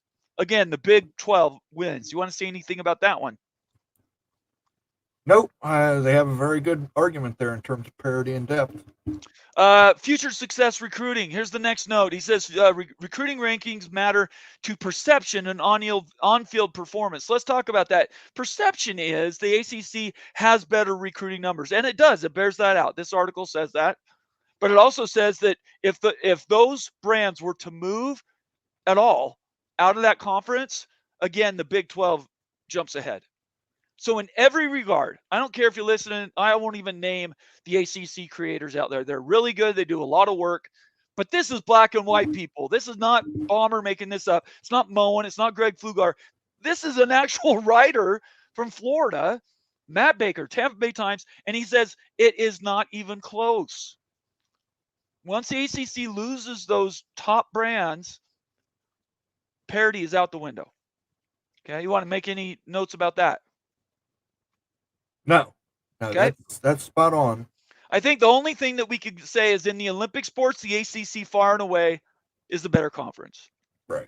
That's the one area the ACC dominates. Moen, how much money does the Olympic sports make for the ACC? They don't. They lose money. A lot of money. Yeah. In fact, there's only like 15 programs in the entire country that even make money for their athletic department. Most lose money. And it's because of the Olympic sports. If they would just went on football and basketball revenue, these schools would be rolling in dough. But they have to underwrite all these Olympic sports, and it costs so much money. So, again, the ACC is really good. They win those championships, but they're not bringing any money. The last thing, and this is the bottom line, why it matters. I'm going to read this whole thing because it was brilliant. Though the Big 12 lacks headliners like FSU and Clemson, the league has more depth and parity. Its conference title race should be as interesting as any in the country, which will warrant nationwide attention and playoff format that awards a bye to the top of the 4 league champions. Those substantially larger TV payouts seem relevant too. Though no fans want to chant, "We're number 3." Actually, that's not true. 2 years ago, I actually started a hashtag that said, Big 12, in fact, I can't even remember what it was. It was Big 12 is number 3, something like that. And I was saying we need to own that. That was 2 years ago. Look it up in my Twitter history. I started that hashtag, and I think it's a big deal. I was tweeting to Brett Yormark, you need to own the number 3 conference. Own it. And what are they doing now? 2 years later, they're trying to own it. This last paragraph, though no fans will chant, "We are number 3," being third beats the alternative. That's why it's not outlandish to think the Big 12 could be a short-term landing spot for FSU and our Clemson, which is what we're contending could happen. If they can wriggle out of the ACC, perhaps those schools could bank larger paydays in the Big 12 until its TV rights hit the market in January 2030, which is generally the date that everybody points to that things were sort of ripened for new negotiations. By then, the college football landscape could look very different for FSU, Miami, Clemson, and whatever's left of the Power Four, however you rank them. So Moen, again, this is Matt Baker, Tampa Bay Times, fantastic article. Not us making crap up. I'm tired of hearing that. We do not make stuff up. This is a national reporter basically answering questions that we've been asking for months and months and months. So what do you want to say about that? Well, I want to say thank you to Troll Grinding Cheek Clapper for this super chat real quick. UCLA paying Cal is big subsidized ACC team. So Big 12. What does that mean? I have no idea. Okay. I don't know what that means. I'm sorry, Cheek Clapper. I'm not sure. I think you're trying to say that it's pretty sad that Big is subsidizing an ACC team because they're such a poverty conference. I just don't understand what the So Big 12 thing means. If you clear it up in another comment, we'll bring it up. Right. Troll Grinding. Just reply and tell us what you mean.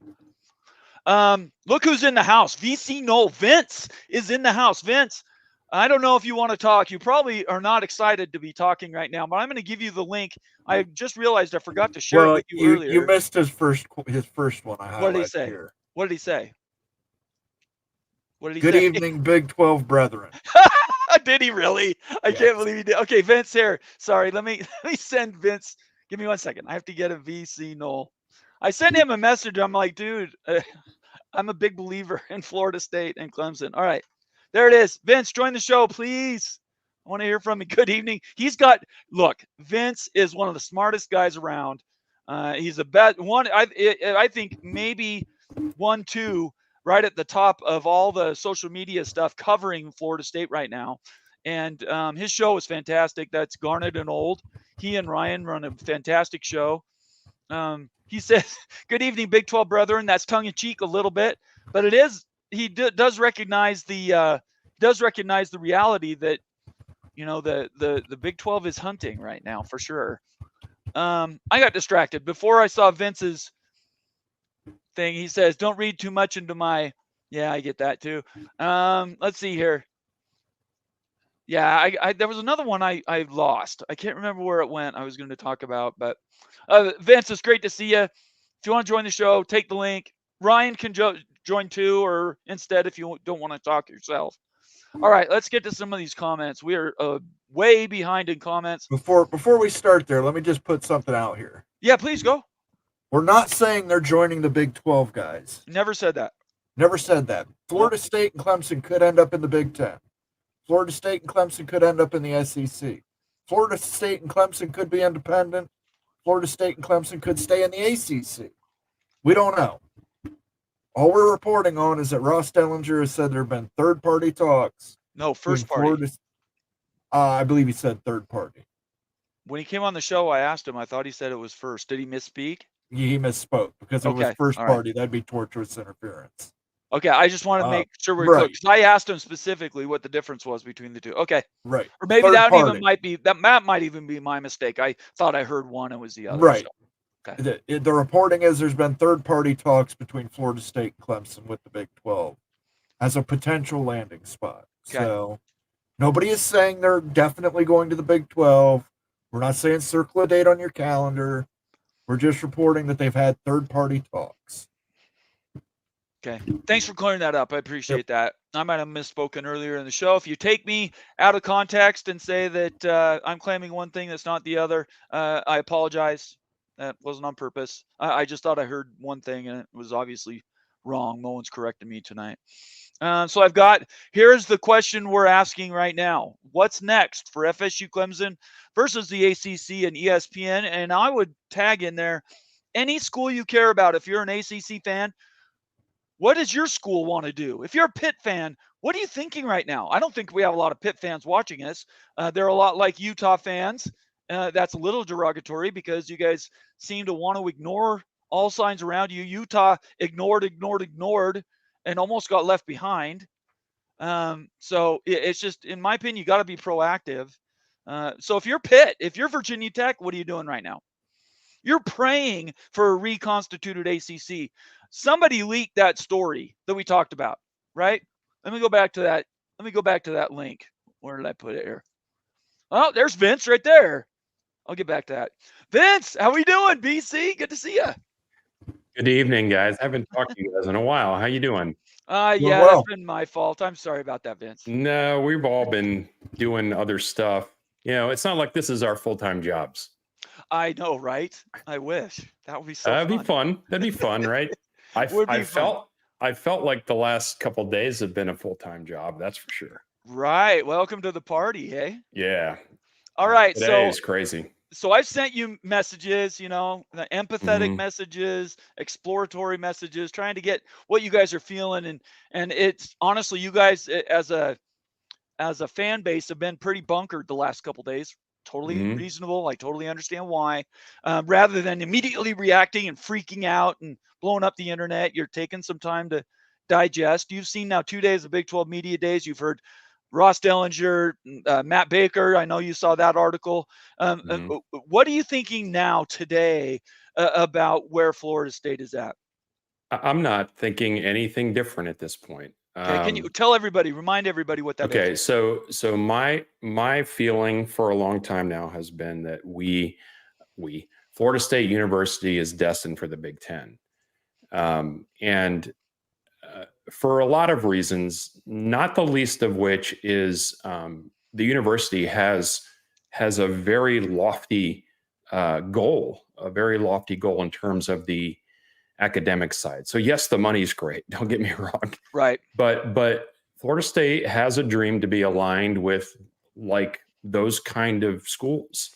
And if you've not followed Florida State for a real long time, or maybe you're not familiar with, the trajectory of the university itself, you may be chuckling thinking, Florida State, what are you talking about? But Florida State has been on a pretty steep climb in terms of research dollars and medical advancements and all these other things that put it, kind of at the forefront there. So because of that, that would be Florida State's primary choice. There's no doubt. And I think, and I felt this way for a while, that the Big Ten is probably the odds-on favorite. There are a lot of people that do not believe that. There's a lot of people that claim to have sources that do not believe that. And I could be wrong because none of this stuff is done till it's done. Yes. Yep. Yes. Exactly right. Right. None of this stuff is done till it's done. And, one of our friends, Greg, is absolutely right, is these groups cannot have first party talks until they're legally allowed to. And so anything that is a wink, wink, nod, nod, can be easily said, no, we didn't really mean it too, So I'm perfectly fine with, like you guys saying, we're not saying Florida State's going to the Big 12. That's not what you're saying. Right. And just like I'm not saying here that Florida State is destined to the Big 10, we're going to find out about it on July 22nd at the Florida State Board of Trustees meeting that was scheduled. So I'm not saying that. I'm not saying that at all. Can I ask you, and if this is too, if it's too emotional, you don't have to answer it. But I know last year, this time we spoke in June, we spoke in July. We initially met in May. We started talking as the lead up to what we thought might happen last August. Ended up nothing happening. It was a big fizzle. And I, correct me if I'm wrong, there was some PTSD about that, right? It's like, wow, we thought. And then you had this lawsuit and being left out of the CFP in the fall and the winter times. And how are you feeling now? Do you have the same feeling that you did last year this time, or is there a wariness that maybe things you were taking kind of for granted maybe aren't for granted anymore? I would say I was a little more naive last year.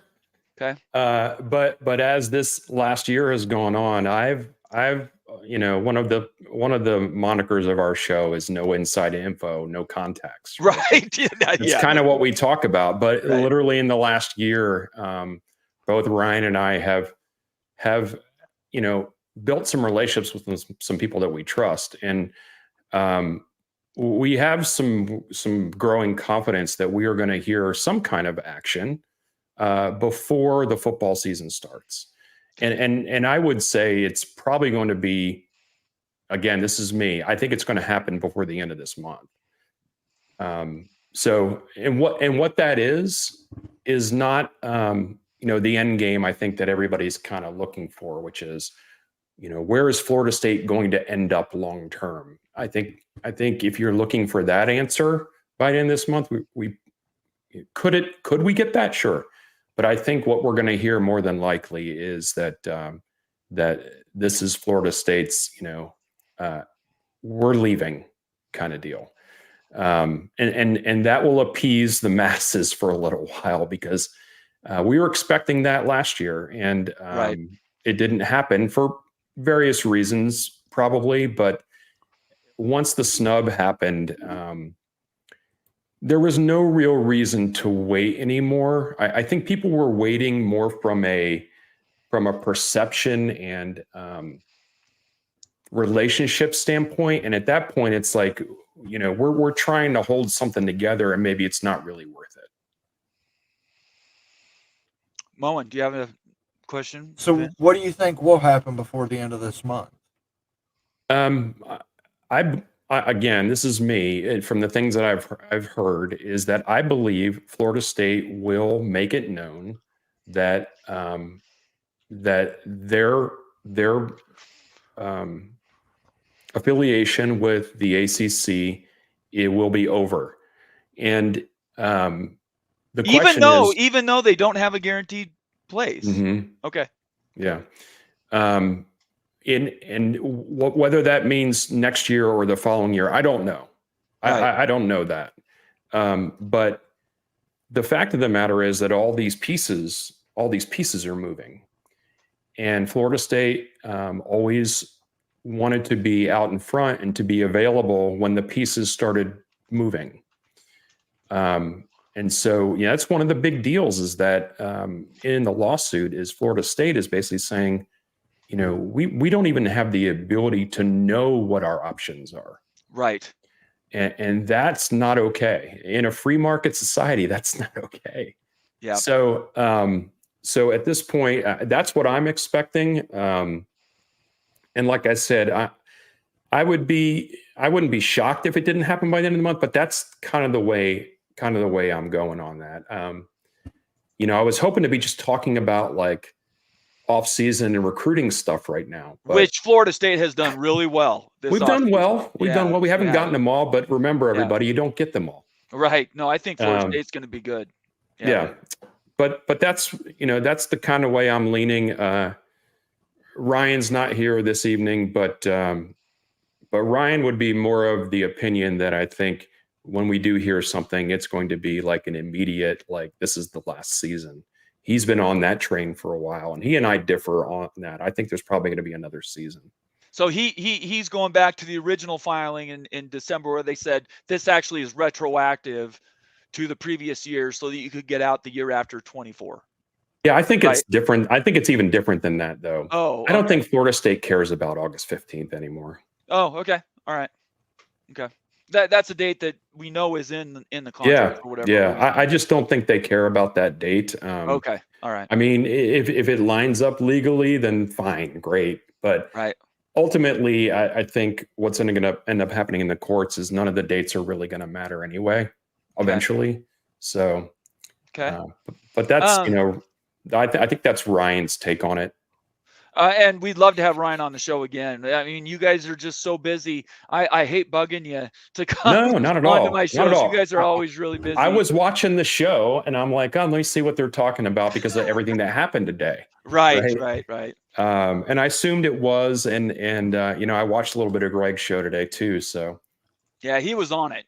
Greg was definitely on it this afternoon. Really quick, Crab Cakes and Football, who, by the way, I've been trying to get you for months and months, Crab Cakes and Football. I love seeing you coming over from Peek Around the Corner. I really appreciate all your takes on that show, Flug Empire. And you do a great job over there. And I hope you make us a regular. I know he's been on your show as well. And I'd like to have him here. This $2 super chat says, sounds like Notre Dame told the Big Ten to hit the brakes, slow down a little bit. Is it Notre Dame doing that, Moen, or is that just the Big Ten doing that? Well, certainly if Notre Dame told them that, they would do that. Right.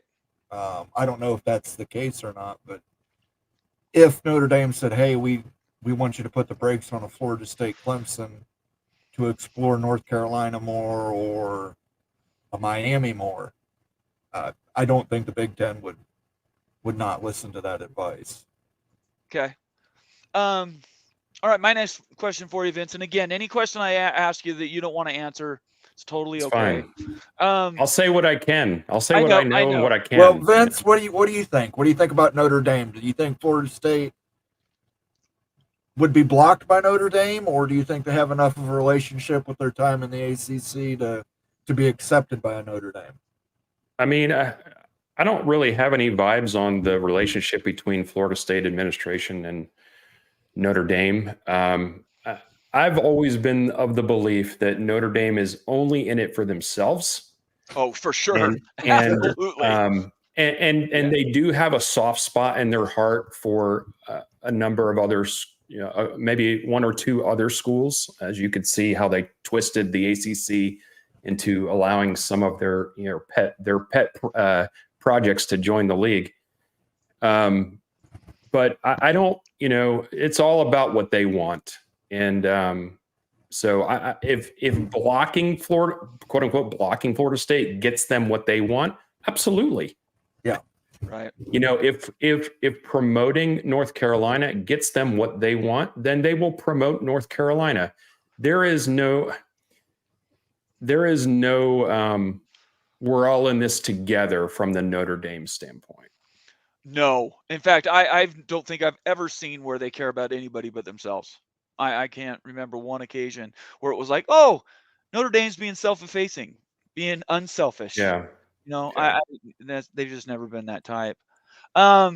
Okay. So then again, you don't have to answer these if you don't want, but let's get in the time travel machine. Mm-hmm. And we find out that Florida State and Clemson say we're out no matter what.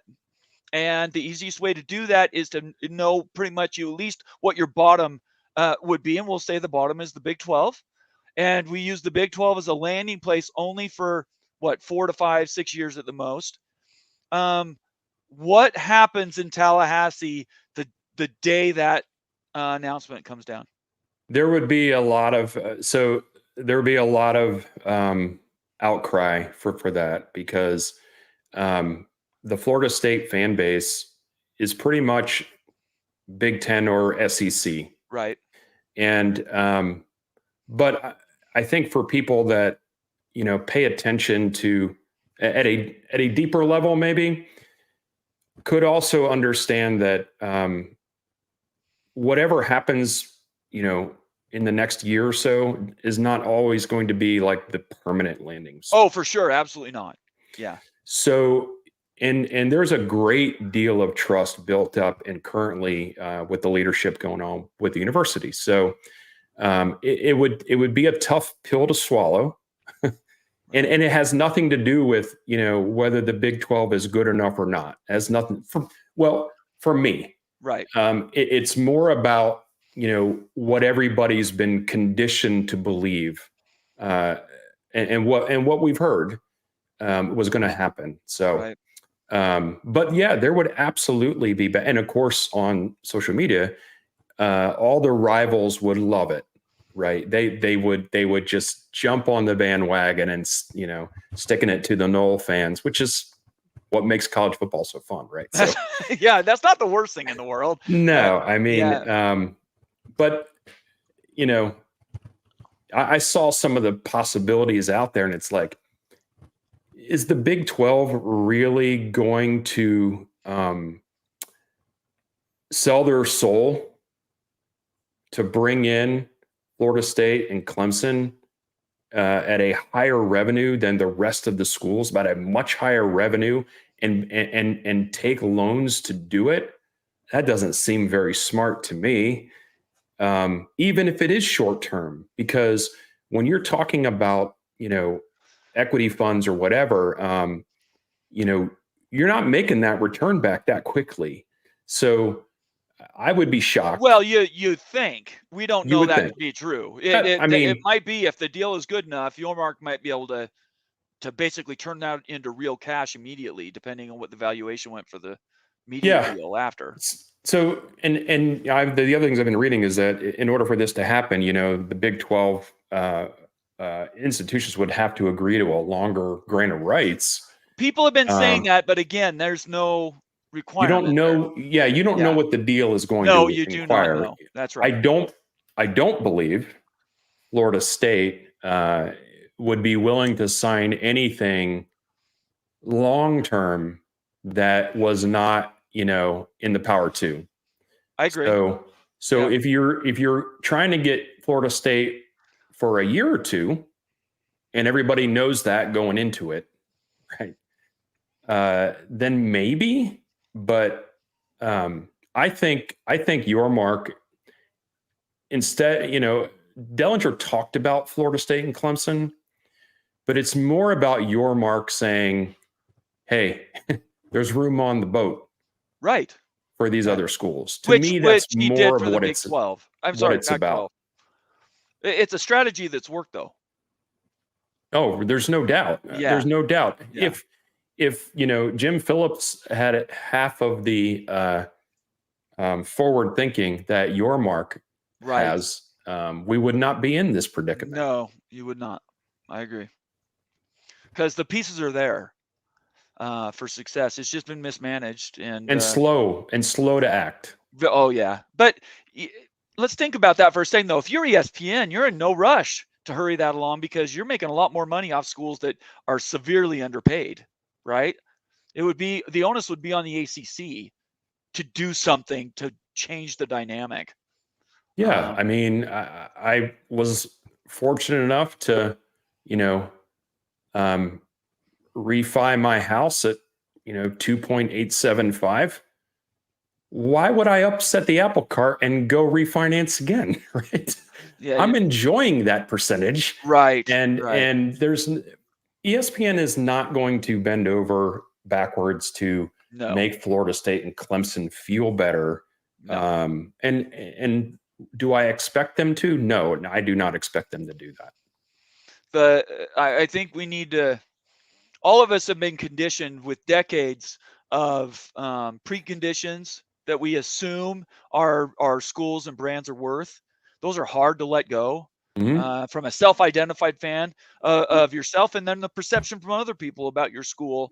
And those conditions have been made over decades. They're not going to turn around overnight. Doesn't matter what you join for a conference. But I would just contend anybody watching us right now, one, nothing is certain at this point. We're still just guessing a little bit, prognosticating and putting our information out there to sort of say this is what we think could happen. But if you're a Florida State and Clemson fan, I just don't think there's a big problem. Yeah, you'll take a little bit of an ego hit right now, but I don't think you guys are stuck. If you were to sign a short-term deal with the Big 12, regardless of how they make that happen, what the values are and disproportionate revenue share, it's a short-term parking job. Just look at it as, maybe there's some troubles with relationships. We've heard rumors about Florida State hasn't been playing nice a little bit, or perception is that maybe Clemson and Florida State don't have the status that they should. But in 4 or 5 years, you guys could get AAU status. You could get your academics up. You could turn that around, right? Yeah, I mean, if that's the real problem, because I see this all the time, that AAU, because of that, Florida State has no chance of getting in the Big Ten. Which again, we've never said that. Yeah, I know, but I see it everywhere, and I see it in the chat a little bit, right? Right. And you're welcome to believe that if you think that having that tattoo, on your arm, the AAU really matters to that degree. Now, if Florida State was an academic institution that is not doing what it's doing, right? Doesn't have the research going, doesn't have all the things going for it like it does. If they were a lesser than academic institution with no plan to get better, then sure, you could use AAU as the reason. I'm telling you, AAU is not going to be the reason that Florida State doesn't get into the Big Ten. It's just not going to be. And there will be other reasons, and I do think the AAU matters. That's not what I'm saying at all. but it's not going to be, we really want Florida State and they are tops on our list and they have the brand recognition and they're going to bring the eyeballs. If it weren't for those 3 letters, we would take them. That's just not the way it's going to work. Right. But there might be other reasons. They may want another institution more, and I'm perfectly willing to admit that. I think that's fair. Let's really quick talk, and I appreciate you coming on at all. This has been a crazy day. Yeah, sure. And make sure you tell Ryan we said hi and everybody else. We wish nothing but luck and good wishes to everybody at Florida State land. So if you had one thing you could tell to people that are fans of Clemson, Florida State, and the ACC, actually, no, let's leave the ACC alone. Just Florida State and Clemson. What would you tell them? What's their look ahead? What should they be feeling good about, taking all this recent news and just sort of, laying a groundwork for what the next 6 weeks might look like? I think the main thing is that there's a reason why there's all this noise. Right.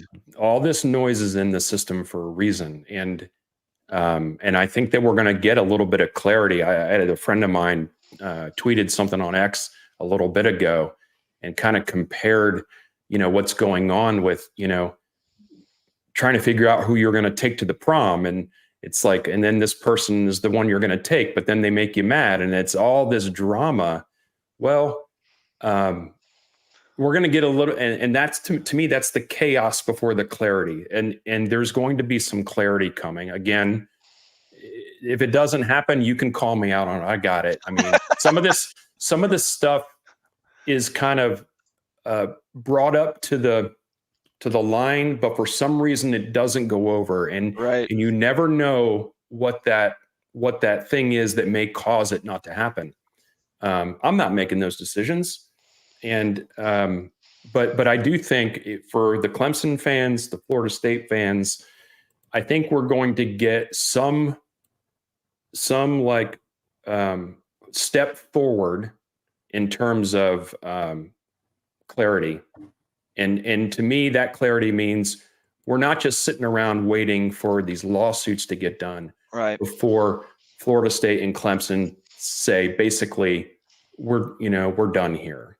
So anybody that wants to talk to us can talk to us because the courts are going to do what they're going to do. And we can't wait for 2 or 3 years. That's remarkable. I think that's surprising everybody because everybody assumed that guaranteed spot was there. And it's been a little bit different. Moen, do you have any final questions for Vince?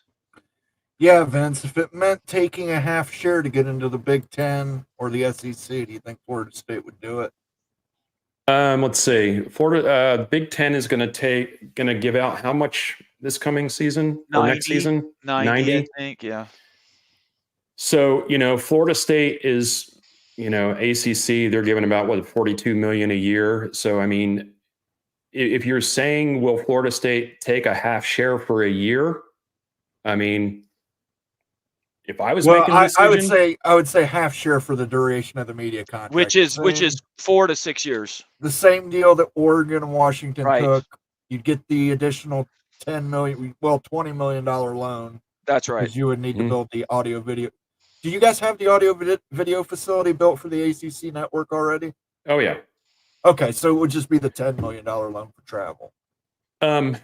So I got to hedge that a little bit because are we talking the media agreement ending in 2027? Because that's when the agreement, the ACC agreement ends. Right. That's in the courts right now to see whether or not it ends then or not. The ACC says it's a look in. Obviously, Florida State, Clemson considered an opt-in. That ESPN has to opt in by February of next year.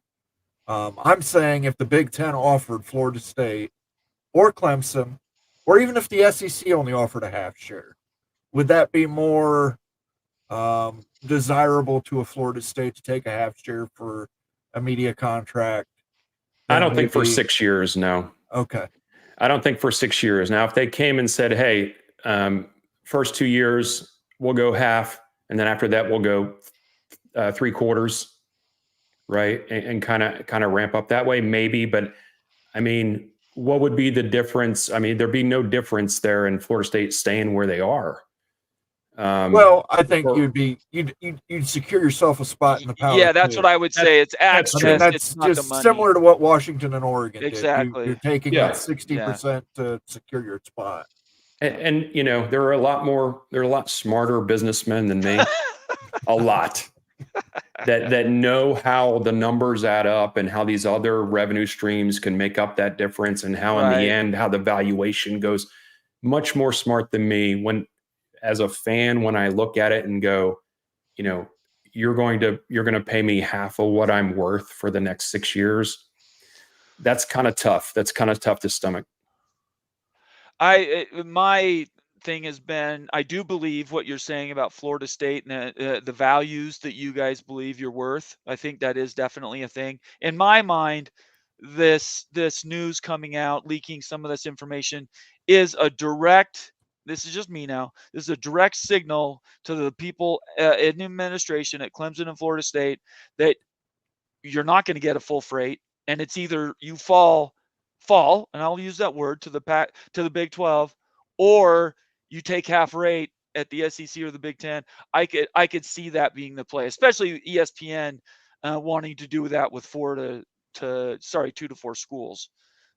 Sort of basically saying it's us or nothing. That's kind of where I think they might be playing big boy ball. Yeah, and if you think about it from the SEC and the Big 10, I mean, the more schools that they would want to add, the more difficult it is to offer full shares or half shares, whatever it is. So you know, if Florida State is going to be part of a tandem to go to the Big 10, then it makes it more difficult. If there's going to be 4 teams, and I'm not saying there are going to be 4 teams, right? But if there are 4 teams, then you're looking at, hey, because there's only so much money to go around. Yes. Right. But if they're the only one, then it's a little different. Very fair. I'm a putz, apparently. That's no, don't listen to anybody. If you're not participating, casting stones, don't. No, that's fine. You know me, Nathan. I laugh at this stuff. I know, but yeah, I'm just telling everybody, it's easy to be critical when you're on the sidelines and not being asked your opinion on a YouTube show that honestly the whole world could see, and it's a tough spot to be. So I would just ask everybody to settle down a little bit. Let's be nice to the people that are on the show and understand that their opinion is as good as yours. They're not saying, he's not telling you he's smarter than you are. He's just saying this is what he thinks, and disagree or don't disagree, but there's no reason to be mean. Anyway, hey, Vince. Hey, we're used to it in the social media world, right? Oh yeah, boy, we're sure you really are here. Yeah. You really are. Yes, I've gotten a thicker skin. I used to be really, really thin skin. Not so much anymore. All right, Vince, thank you so much again. Tell Ryan I said hi. If you guys need me on your show tomorrow, if you need to venture into the Big 12 realignment realm, hit me up, okay? Send me a text. Yeah, we've actually got we'll have Doug on tomorrow. Oh, good. For sure. Okay. And might have another special guest. I haven't gotten a confirmation from that person yet, but we will. I was just offering. No, absolutely. We definitely will be talking about this, and if you are interested, it's tomorrow evening at 7. Garnet and Gold, and YouTube is where we're pushing everybody. You know how it is, Nathan. Everybody wants to watch on X, and that's all great too. But getting everybody on YouTube is a little bit better in terms of the numbers if you can make it happen. So. We made that transition a while ago. Moen did some research and figured that it really does make a difference. Yeah, people see on X, but you don't. You don't get anything out of that. So we are in the same boat. Yeah. But I appreciate you having me jump on. You bet. No problem. Yeah. Of course. Garnet and Gold's one of the best Florida State shows you're going to find out there, people. So definitely tune into Vince and Big Papa Ryan. He's one of my favorites on the show. No offense, Vince, but no, that's okay. I'm a fat guy and I like fat guys. So no, that's perfectly fine. I'm the favorite of only a couple people in this world, and one of them is my mom. So there you go. That's all it takes. All you need is your mother. Really. Right. Have a great night. We'll talk to you soon. And All right. again, Thanks a lot. Garnet and Gold, everybody. You bet. You bet. Thank you very Thanks, much. See Vince. ya. Let's give him a sign out if we wouldn't mind with a sounder there, Moan. VC Knoll. Garnet and Old. Look him up on YouTube. At VC Knoll on Twitter. And definitely hit them up. Boy, we're over 1,000 comments now. It's literally impossible to get through these, but Yeah, we're close to 100 of them starred. I know it's just crazy. So what we're going to do is I've got a bunch starred at this point. Moen and I are going to try to get through them. We're not coming off yet. Normally we go about 2 hours, but we're going to keep doing this as long as you guys want us here. So I am going to start going to our starred comments. If you want to be a part of the show, feel free to leave your comment. We may not get to them, as we just said. We're really deep in our starred area. But if you want your comment to be addressed, you can make it a super chat. Moen, why don't you tell everybody how to do that super chat thing? You go down to the little $sign and you can go through there and leave a super chat. You can leave a super sticker, or you can gift a membership or become a member. It's everything. Just click on that little cash symbol down there, and it opens up a whole new world.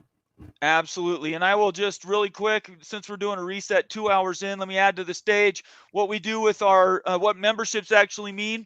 Memberships mean access. And that means all of our videos that we have members only. You see they're marked here green, members only. You will have access to those. And we have members only events like this members only live show we did about Miami, possibly to the Big 12 a couple weeks ago. This is what membership gets you: the live shows, the recorded shows, and then, of course, any special events that we have coming up. We really appreciate everybody that is a member. Encourage other people to join us as new members. And if you do receive a gift membership, I'll just say this once, feel free or not, I invite you to pay it forward and give somebody else a membership. Pass that along to other people. Right. And I just want to say, you can see down here, members only. The sit down will be our members only stream in the future. So there we go. We decided to forego members only because this is a heavy news day. yes. And we wanted everybody to have access to it. All right. Let's get to our comments, and we have so many. This is awesome. The smartest crowd in social media. All right, test subject 38, a member, says AAU isn't a requirement, but they need to be working towards it. This is FSU and Clemson. It's still important to the Big 10 and the schools. And I would add, recently it's come out, SEC is starting to look at AAU stuff as well. What do you want to add to that, Moen? I want to add that everybody needs to treat everybody civilly in the chat. Oh, are we having some problems? Yeah, we're having some people getting a little out of hand there. It's okay to have differing opinions, people, but you don't need to trash talk each other on a personal level. Thank you for doing that. Yeah, maybe I should have made that clear a little bit ago. We just don't do that here, right? Other shows do that. Other shows stir up the crap and like people arguing and cussing. We just don't do that here. So show your frustration. That's fine. Don't attack anybody. Everybody's opinions are just as valid as ours. That's not okay. So thank you, Moen, for being on top of that. I appreciate it. Yeah. Let's see here. Gorb is in the house. It's been a minute, Gorb. We miss you, brother. Got to get that membership back, man.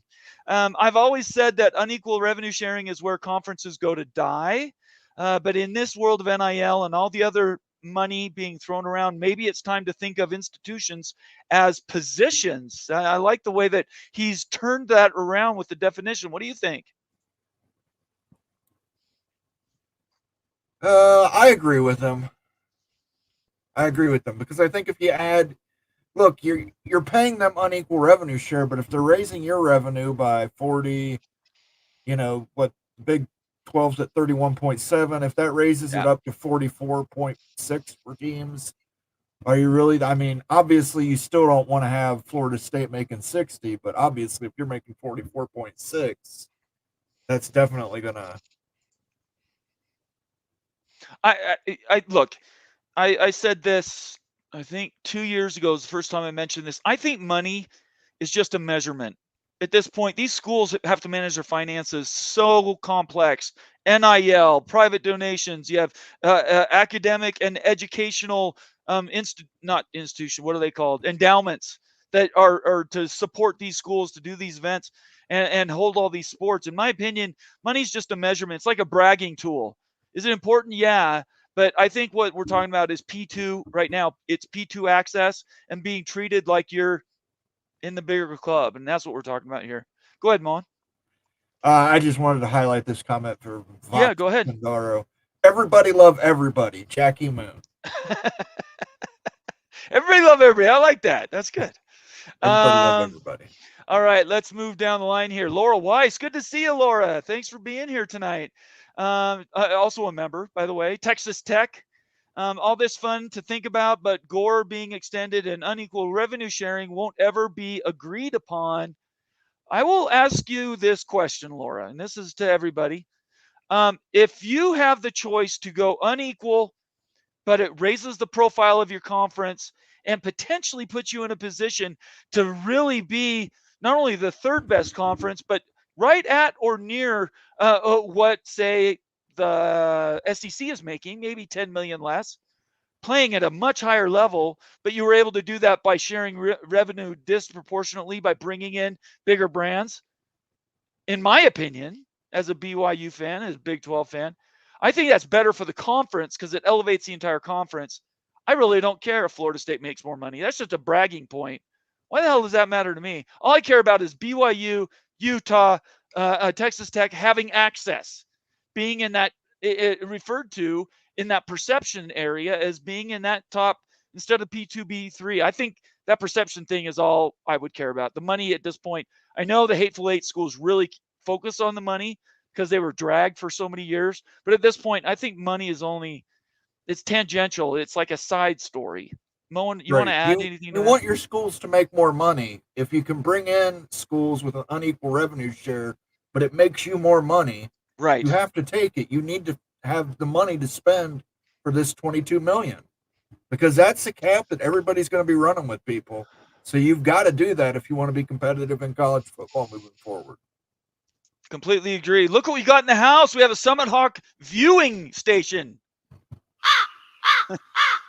Go ahead, Mo. Let's see. RT, King Spleen, Tempest, BR7062, and Clay Johansson. You were all gifted a membership by Summit Hawk. Thank you, Summit. Make sure you thank him in the chat if you received one of those gifted memberships. Woo-hoo! And we will see you next Wednesday for the first members only sit down. It'll be awesome. And these membership activities, make sure you're following us on Twitter. Make sure you subscribe on YouTube. Click on the thumb, give us that thumbs up, and then certainly turn on your notifications so you know when those next shows are coming around. Summit Hawk, the OG of all memberships. And in fact, we need to give him a nickname like the membership master or something. We need to do something for Summit Hawk. Give him his own icon, maybe. Yeah, we can call him Summit Hawk. I like that. Summit Hawk, you're a stud. Thank you so much for being here. And everybody, if you receive those memberships, make sure you thank Summit Hawk. And then if you did receive one, consider buying one for somebody else, paying that forward. I guarantee it comes back and you will feel better about your own membership. Rock and Rant, one of our contributors, appreciate you watching. I'm not sure if he's still live. He wasn't feeling good today. AAU doesn't completely matter. It doesn't not matter either. I guess it doesn't matter and it doesn't not matter. So he's saying it doesn't matter. The relationships matter. At this point, we're talking relationship bingo, right, Mon? Yeah, he's saying that it doesn't completely matter, but it doesn't not matter either. Exactly. So he's saying, yes, AAU has a part to play in it, but it's not the end all be all. Absolutely. Totally agree. Thank you, Rock and Ram. Appreciate you participating in the comments. Coy, another one of our members, says, at D5 Terps, we could possibly get into Florida. Who really knows the relationship between FSU and Notre Dame? Maybe it is a good one. Maybe. I don't know. I honestly couldn't tell you. That's why I asked Vince if he had heard anything on it. I do not know where Florida State and Notre Dame stand in regards to each other. I hate haters. Says not a new member, but certainly a new viewer. Glad to have you here. I hate haters. Gosh dang. You truck stop guys are insane if you think FSU is joining that conference. Well, I mean, these are flights of fancy. We're not making any declarations. but it has come out in the press just today. Ross Dellenger reports that there have been third-party contacts from Florida State and Clemson with the Big 12. You can't deny that. That's been reported. So you're probably right. That's a very smart thing for Florida State and Clemson to do. Explore all your options. That's right. If you tie yourself to just one option, that's like they tell you when you apply for college, have a backup school and a backup school to your backup school. I totally agree. I don't see why you would turn your head against any option until you've got a final destination. You need to be open-minded. That's all I'd say is I hate haters. That's what I would say to you. Appreciate you joining the show, though. Thank you for being here. I hope you stick around and become a recurring viewer. Stormy Cyclone. This is echoed by a lot of people, Stormy. I'm sick of realignment talk, but love college football, so I'm staying tuned in. Look, I made a promise on Sunday that we were going to be talking football on Tuesday, and that went away when news about realignment and other reportings broke. You have to follow the story. We want to talk football too. Believe me. Yes.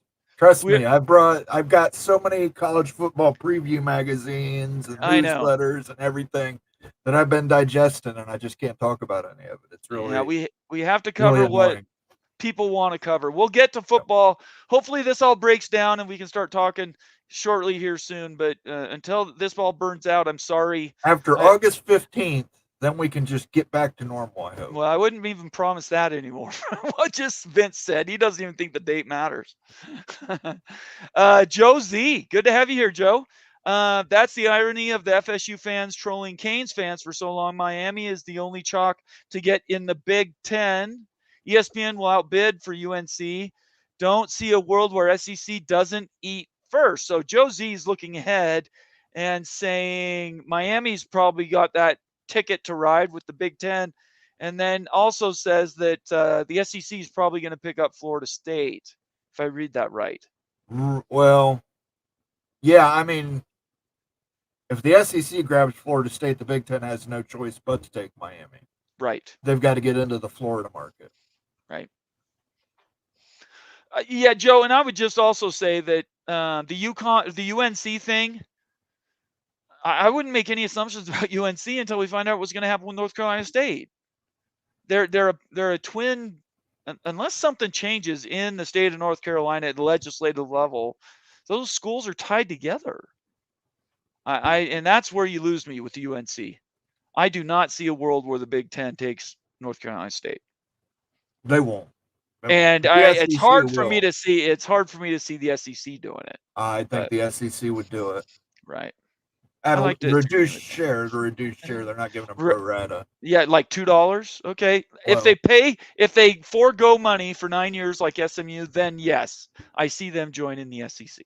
Well, they've got some rich boosters out there, so they might, Rich boosters will get you to the door. Yeah. That's for sure. Ask SMU. Troll grinding cheek clapper.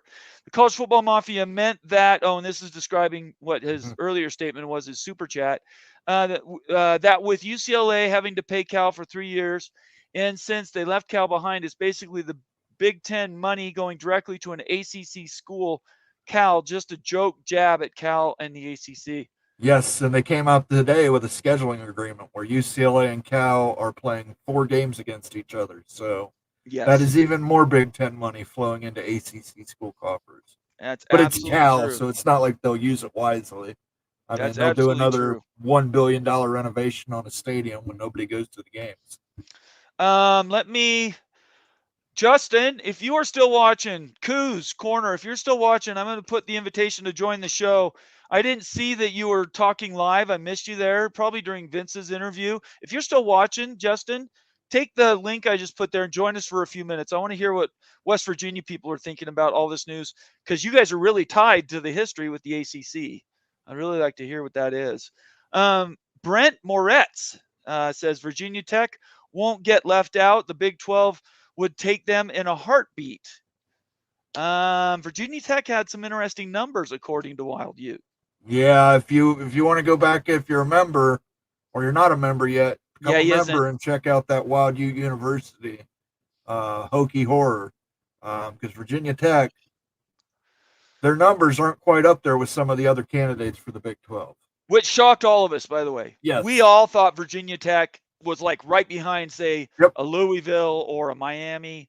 We were stunned by the data. Which doesn't So- mean the data might not prove out. They might get taken by Right. the Big 12. But it's Of just course, interesting. right. It's interesting to see the data of all the parties involved. It looks like he's an NC State fan anyway, but following the rest of the ACC, Virginia Tech probably would get an invite to the Big 12 if all this happened. But I'm just saying it's not as clear cut as you might think. Appreciate you being here, Brent, though. Consider getting that membership so you can watch that video. The Virginia Tech Horror Show, Wild Ute University. It's really, really good. King Spleen says FSU's endowment has increased 42% in the last 3 years. To add to Vince's point, endowments. Are we really talking about endowments again, Moen? I'd love talking about my endowment, but I think we might get thrown off YouTube. Yeah, I don't think we're going to do that. I think that's sort of off topic. At least for me it is. Maybe not for you. Yeah, I don't know. Endowments are great. Endowments don't write athletic checks unless it's specifically an athletic endowment like Nike's is with Oregon. There's a few of those out there, but not many. So, I mean, the old Phil Steele or the Phil Knight ATM where you just that's right. Did you Phil, know we need an extra $1 billion for, Did you know he's 86 years old? Yeah. Yeah, well, that's the thing. You posted that article that I did. He wants to see a national championship before he dies. Phil, If any, come to Columbus. We got 8 of them. okay, so I can let you hold one. and I love that reply, by the way. I would challenge everybody to Google this. I don't have the link right in front of me, but just go on Twitter and look it up. Phil Knight has basically given an unlimited amount of money, a blank check to Oregon to get as many 5-chip, 4-chip players in as possible to basically buy a championship before he dies. He's actually said that out loud. Yeah. So if you go and look at Oregon's recruiting right now, it is so much bigger. They always recruit well, but this last year is ridiculous numbers. So I think right now you guys did the Big Ten breakdown. I missed that show. Did you have Oregon at 3rd or 2nd? We got Oregon 2nd to Ohio Okay, State. and I would say 2nd or 3rd. That's where I would put them. Go ahead. You were going to say something about it. Yeah, most of those big recruits are coming in for the 2025 class. So still a lot of money. But what'll happen is, Texas A&M had some hellacious recruiting classes too. Right. Didn't do much for them on the field. So, but I think Dan Lanning's a much more competent head coach than Jimbo Fisher is. So, I'm not going to do it this show, but I have a little thing about Oregon that I would say maybe I wouldn't take that to the bank about Oregon actually winning one. Hey, Coos, how we doing, brother? What's up? How you guys doing? We're doing good. It's been a minute, brother. It has been. Sorry, I'm not at my I'm not able to sit at my desk for this, but oh, that's all right. We don't care. So tell us what you're thinking. You followed the news the last couple of days. Lots of banger news articles and things that have come out around. What are you thinking? I'm arguing with people as we speak. It's like deja vu all over again, man. Right, it is. Too. Ross Dellenger, one of the most respected journalists in the world God had created. Okay. And people are saying they're not saying he's an idiot, but they're basically saying, oh, this is BS. There's no way. I mean, it's freaking Ross Dellenger, and people are saying, no, he's been leaked false information. He's a professional journalist. They don't put stuff out there without vetting it, usually multiple times. Right. Yeah. And he never said they're leaving to go to the Big 12 anyway. No, he didn't. Right. No. But people are just, people blow my mind. It's like they just refuse to even believe it's a possibility. Well, and so tell us why you think that is. I have an opinion about why I think that is. What's your opinion? People do that. I think it's just human nature. People, it's not the narrative they want. I'm sure I've probably done it too. We get our mind set on one specific thing and we can't wrap our head around any other scenario ever occurring. And we get stuck in that box and we can't get out of it. I'll try really hard, especially now that I'm a content creator, to try really hard not to get in boxes. Right. I'm guilty of it. I'll admit it at times, but I try hard not to. And I think people just struggle to get out of a box and think, Brett Yormark is not a dummy. The guy has been successful at everything he's done. He might figure something out. He's got people like Learfield. He's got people like all the people that own WWE. Their name is escaping me now, but Endeavor. Yeah. Yes. He's got Karen in his corner. I mean, he's got all these people in his corner, that he's partners with that can help guide him and make decisions and partner with him on things. And who knows, man? Maybe they figure out a way to make it work. I don't know. So, is Ross Dellenger Yahoo? Yes. Yeah, Yahoo Sports. Okay. I was just going to say there was just a recent article put out that was in Yahoo, and I couldn't see who wrote it, so I wanted to see if that had been double confirmed. But if he's a Yahoo writer, I won't bring that up. So in West Virginia land, of all the possible futures, what is the one that you think is the most likely? Gosh. Florida State and Clemson. I think the ACC is probably going to lose about 4 schools. Okay. If I had to guess. And I think they'll remain a conference, but their value will drop tremendously. Notre Dame will leave. I'll go to the Big Ten eventually. Probably around 2030, 2031 time frame. And the ACC is just going to have to backfill with a few G5 schools, and the Big 12 will probably add a couple of the schools. And the other, there might be a couple go to the SEC or Big Ten, and everybody goes along their merry way. Moen, did you want to ask a question? Sorry, I just want to make sure. Yeah, Kuz, if you could have your choice, Florida State and Clemson joining the Big 12, or West Virginia gets to add Pitt, Virginia Tech, and Louisville, and North Carolina State, which one would you choose? That's a tough one. Oh, come on, not really. I'm going to give you 2 answers. Okay. The fan in me wants to add Virginia Tech, Pitt, and Louisville. Okay. But for the future of the conference, Florida State and Clemson would be a home run. You got to do it. I think that would be a better add. I think the Big 12, if that happens, you can solidify the Big 12 as the number 3 league in America, and there's no argument at that point. Their value goes up. Their next TV deal it won't double, but it'll go up astronomically. And they're going to be competitive again, in my opinion. Right. But either scenario would be great and would be fun. But I think Florida State and Clemson would, and to be honest, I want to stick it to all these Big 12 haters out there that think we're garbage. Yeah. Well, and we know what that is, right? It's pride. It's people looking down their nose at other people and judging, and not really taking the time to get to know people. And I think there's been some, humble pie is being fed to the ACC right now. We've been warning them humble pie has been on the table for months. They didn't listen to us, and now it's being force fed. They're looking around and going, "Hey, maybe we were wrong." Yeah, I think they're still. You're saying they still have their mouth closed and they're refusing to eat it. Yes. Yeah. But it's gonna come. It's gonna come with a plunger or something like that. Do you guys think something's going to happen this month, like Josh Pate's predicting?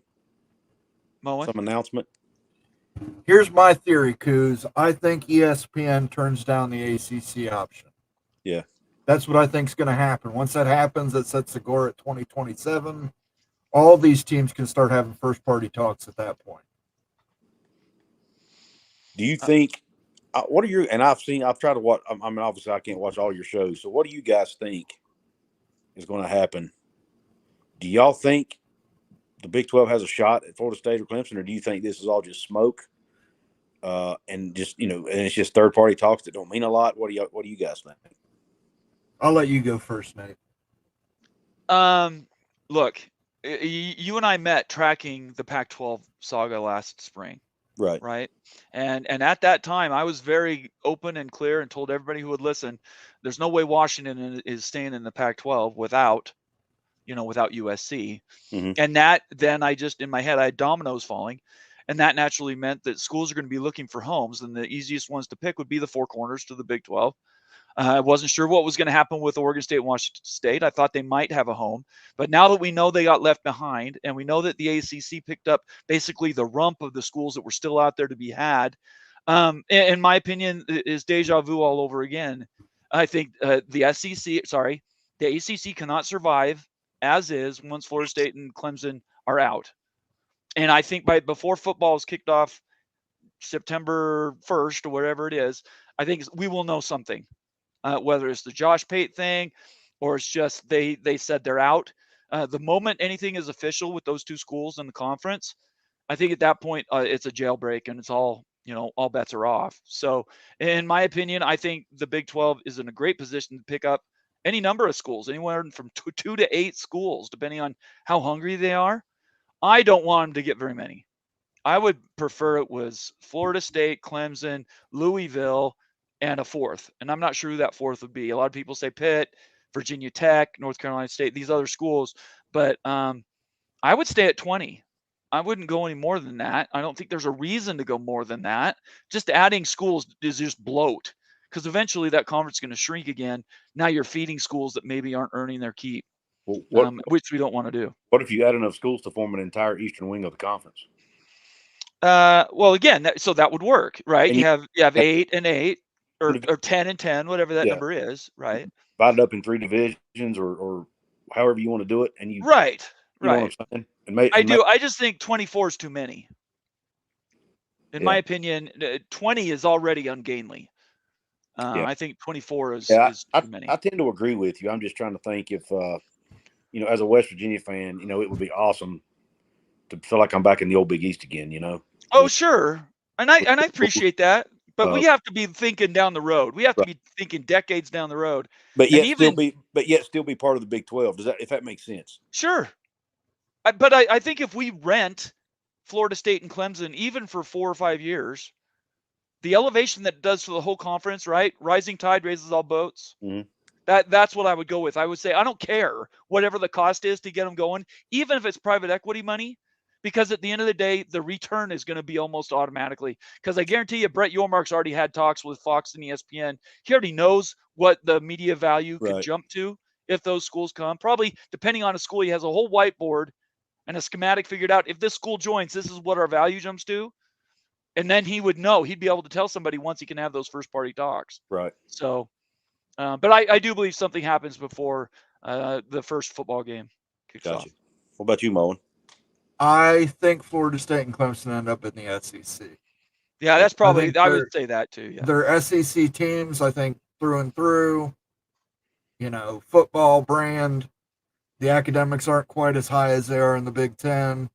But I do feel you on the 24-team conference, because I think the Big can be the one that gets there, and they can put Stanford, Cal, UCLA, USC, Washington, Oregon, and just have a packed conference, packed division of a conference. And then they can assemble an East Coast division with, a Rutgers, a Maryland, a Virginia, a Miami, a Penn State, and you can have that East division, and you could have an old Rust Belt division with Ohio State, Michigan State, Indiana, that sort of thing. And, then have your Minnesota, you have your Upers up there in Minnesota and Wisconsin, and Illinois and Iowa, and that sort of thing. So I think 24 is doable if it's done right.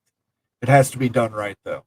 Right. Before you answer, Kuz, let me get to a couple super chats really quick. Absolutely. Go ahead. OPD Don gives us $5 and says, if Brett Yormark gets FSU Clemson, he should get the Heisman Trophy.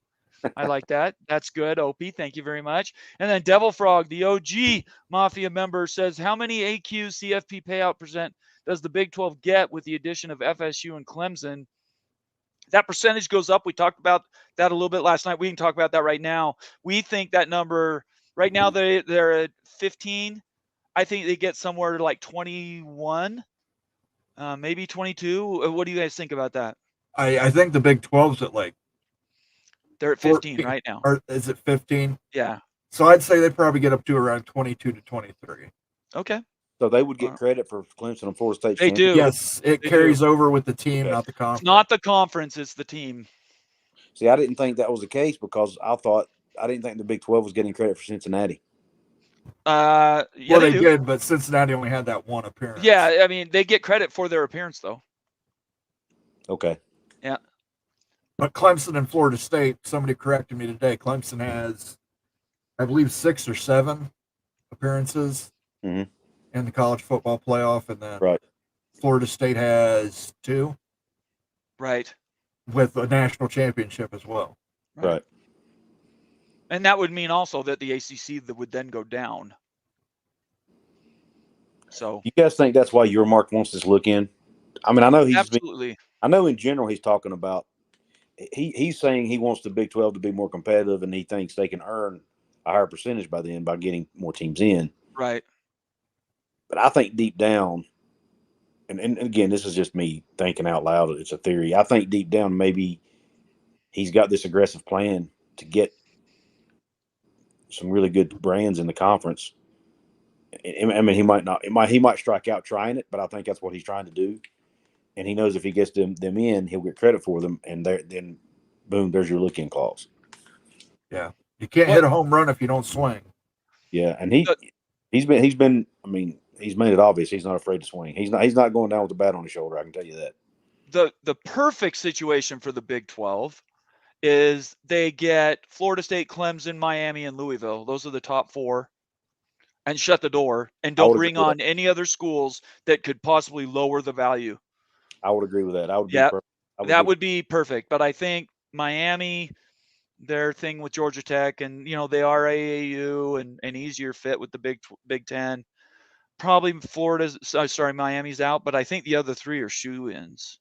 If they come available. They probably won't. I'm with Bowen. I'm on record as saying I think that this is a big ploy out in public. ESPN is slapping down Florida State and Clemson publicly and saying, we'll give you money in the SEC, but it's not going to be for a full share, and this is the reason why.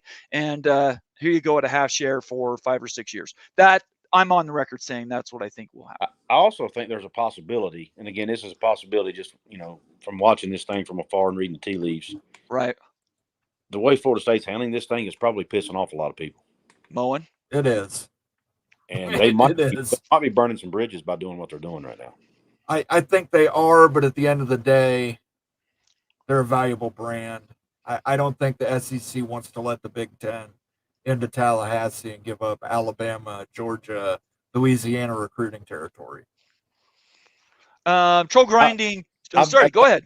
I'm sorry. That's been my stance. No, go ahead, Justin. That's been my stance too for the most part. Is I just don't see ESPN and or the SEC letting them. Right. I think it's a defensive move. It's purely defensive to block them. Correct. Troll grinding cheek clapper every time I get $2 super chat. I bet 1 in 50 of night is money. So we talking about Nike money. Is for yearly new uniforms. I don't know what that number is. Yeah, it's they have a new one for every game though. They have for a long time. They have one for every game. Yeah. Let's see here. We got some really good comments. We had all these marked. You know how this is. You run a show, Justin. You're cruising along. You think everything's ordered, and then you get onto a different topic or something. And next thing you know, you're buried with new comments. Right? Yeah. It's the way it goes.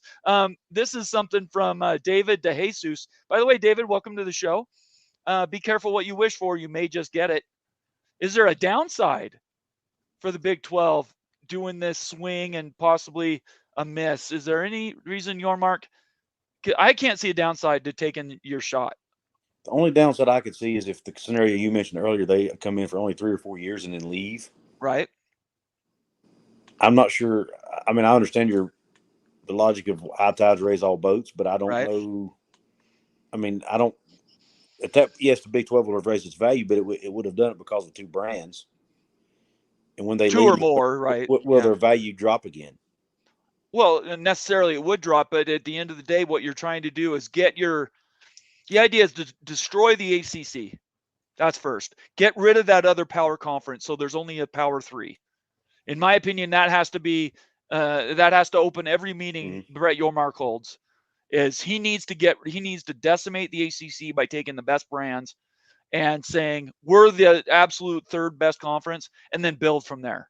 Yeah, you might lose some schools in a few years, but at that point, you're assuming, and that's what the article that we read from Ross Dellenger earlier said, is we're assuming that means the rest of the conference gets elevated. Imagine West Virginia is now able to recruit not just at UCF games, but in Tallahassee or in Clemson. In South Carolina, yeah. South Carolina. And it opens up whole new areas of recruiting areas, and the whole conference will be benefit. That's what I think he's looking at as long term. We cannot focus on these short term gains. And I don't know how many people know. A lot of people know this. Some may not. It came up on Growing a Greg shows the other day, but Clemson actually has a connection to West Virginia through their school president. Oh, really? Jim I didn't Clements. know that. He left West Virginia to go to Clemson. I didn't know that. Yeah, he left on great. He was actually president when West Virginia went to the Big 12. Oh, so he was part. He was part of that. Well, maybe he's one of the inside. Maybe he's one of the third parties. Potentially could be. That's kind of where I'm going with this. And he thinks highly. His kids went to West Virginia. Right. He still, matter of fact, once in a while he'll still come back and go to games. He thinks highly of West Virginia, and he left on good terms. So, that like Greg keeps stressing, relationships matter. Well, there's one big one right there that could potentially help Brett Yormark in the Big 12. Now, I don't know if West Virginia has any. Now that Bobby Bowden's passed away, I'm not sure if West Virginia has any remaining connections at Florida State or not. But they did have one with him when he was there. But Gordon Gee's been around for forever, so he's got everywhere anyway. For me to even know his name says something that he's been around a long time. Oh, yeah, he's since the 80s, I think. He's been a school president somewhere. Antoine Code says the Big 12 needs to raise their value long term. They need teams to be consistently challenging for playoff spots. It's asinine to think Brett Yormark wants to raise the Big 12 profile short term. Did anybody say that? I didn't say that. No, I think he took out of context what you said about bringing them in. Yeah, I didn't say that, Antoine. I said if you think it's a short-term gain now, you have to look past it as a long-term win, right? Yeah. So maybe you heard that out of context. I did not say anything for short-term gain. None of us are thinking any of these conferences should be doing anything for a short-term gain. Absolutely not. You have to be thinking 10, 20 years down the road. Which Brett Yormark is. He says he wants the Big 12 to be the number one conference in the country regardless. Yeah. I mean, realistically, that's not going to happen. But he has to think that way, right? Right. And if you're the conference, if you're Jim Phillips, when was the last time he said something? The strongest thing Jim Phillips has said in over a year is we're the third best conference in football. Yeah. That's the strongest thing he said. That guy, he's just ahead of George Kliavkov, I swear. Yeah. Kerry Go Knowles, $2 super chat. Also member says we do the same thing on the football field, talking about Florida State. So Kerry is a stud. We appreciate Kerry being around. All right, I am getting tired, Moan. Are you getting tired? A little bit, but I can keep drinking. I'm not sure I want you drinking. But I want to highlight one of these things. Yeah, please go ahead. From Shonsky. No, yep. That's not the one.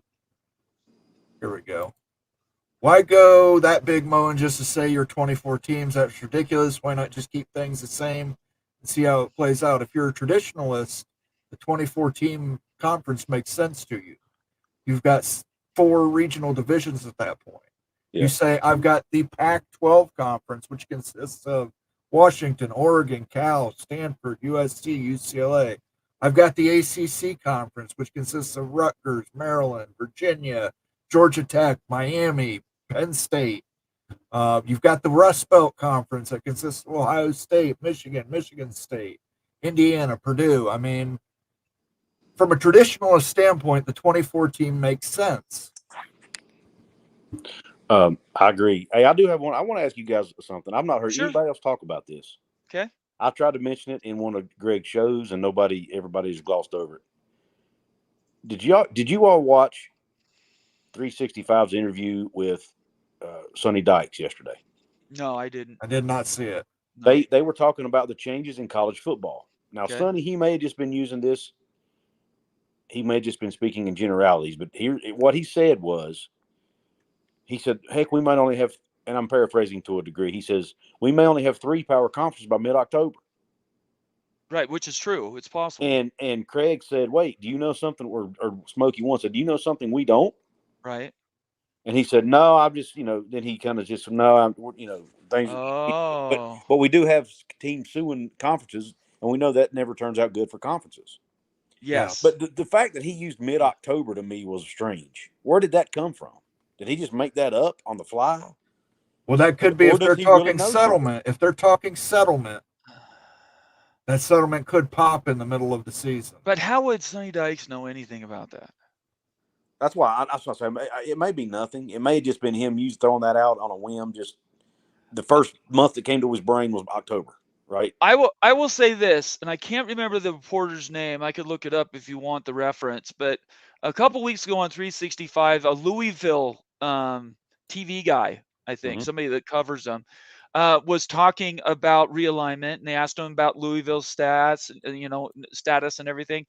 And for about 10 minutes, he went off about possibly being in the Big 12 and seeing that as a possibility. And they're taking the exact opposite route that like a Pittsburgh has done, which is ignore it and put their head in the sand. Yeah. In my opinion, I think Louisville's way down the road on this. I think once the Florida State Clemson thing, whatever they do is sort of predetermined. Once they know what the number is to leave the conference, I think Louisville's right behind them.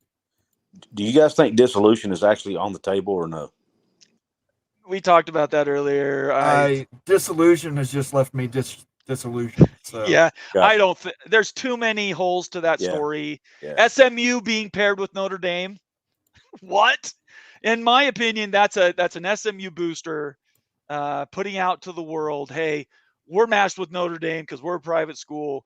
And boy, if we reconstitute our league, for sure, we're going to be in there with the Florida States and Clemsons of the world. So, yeah, I'm not going to, in this day and age, nothing is impossible. Sure, of course, yeah. But I do think it's a long, extremely long.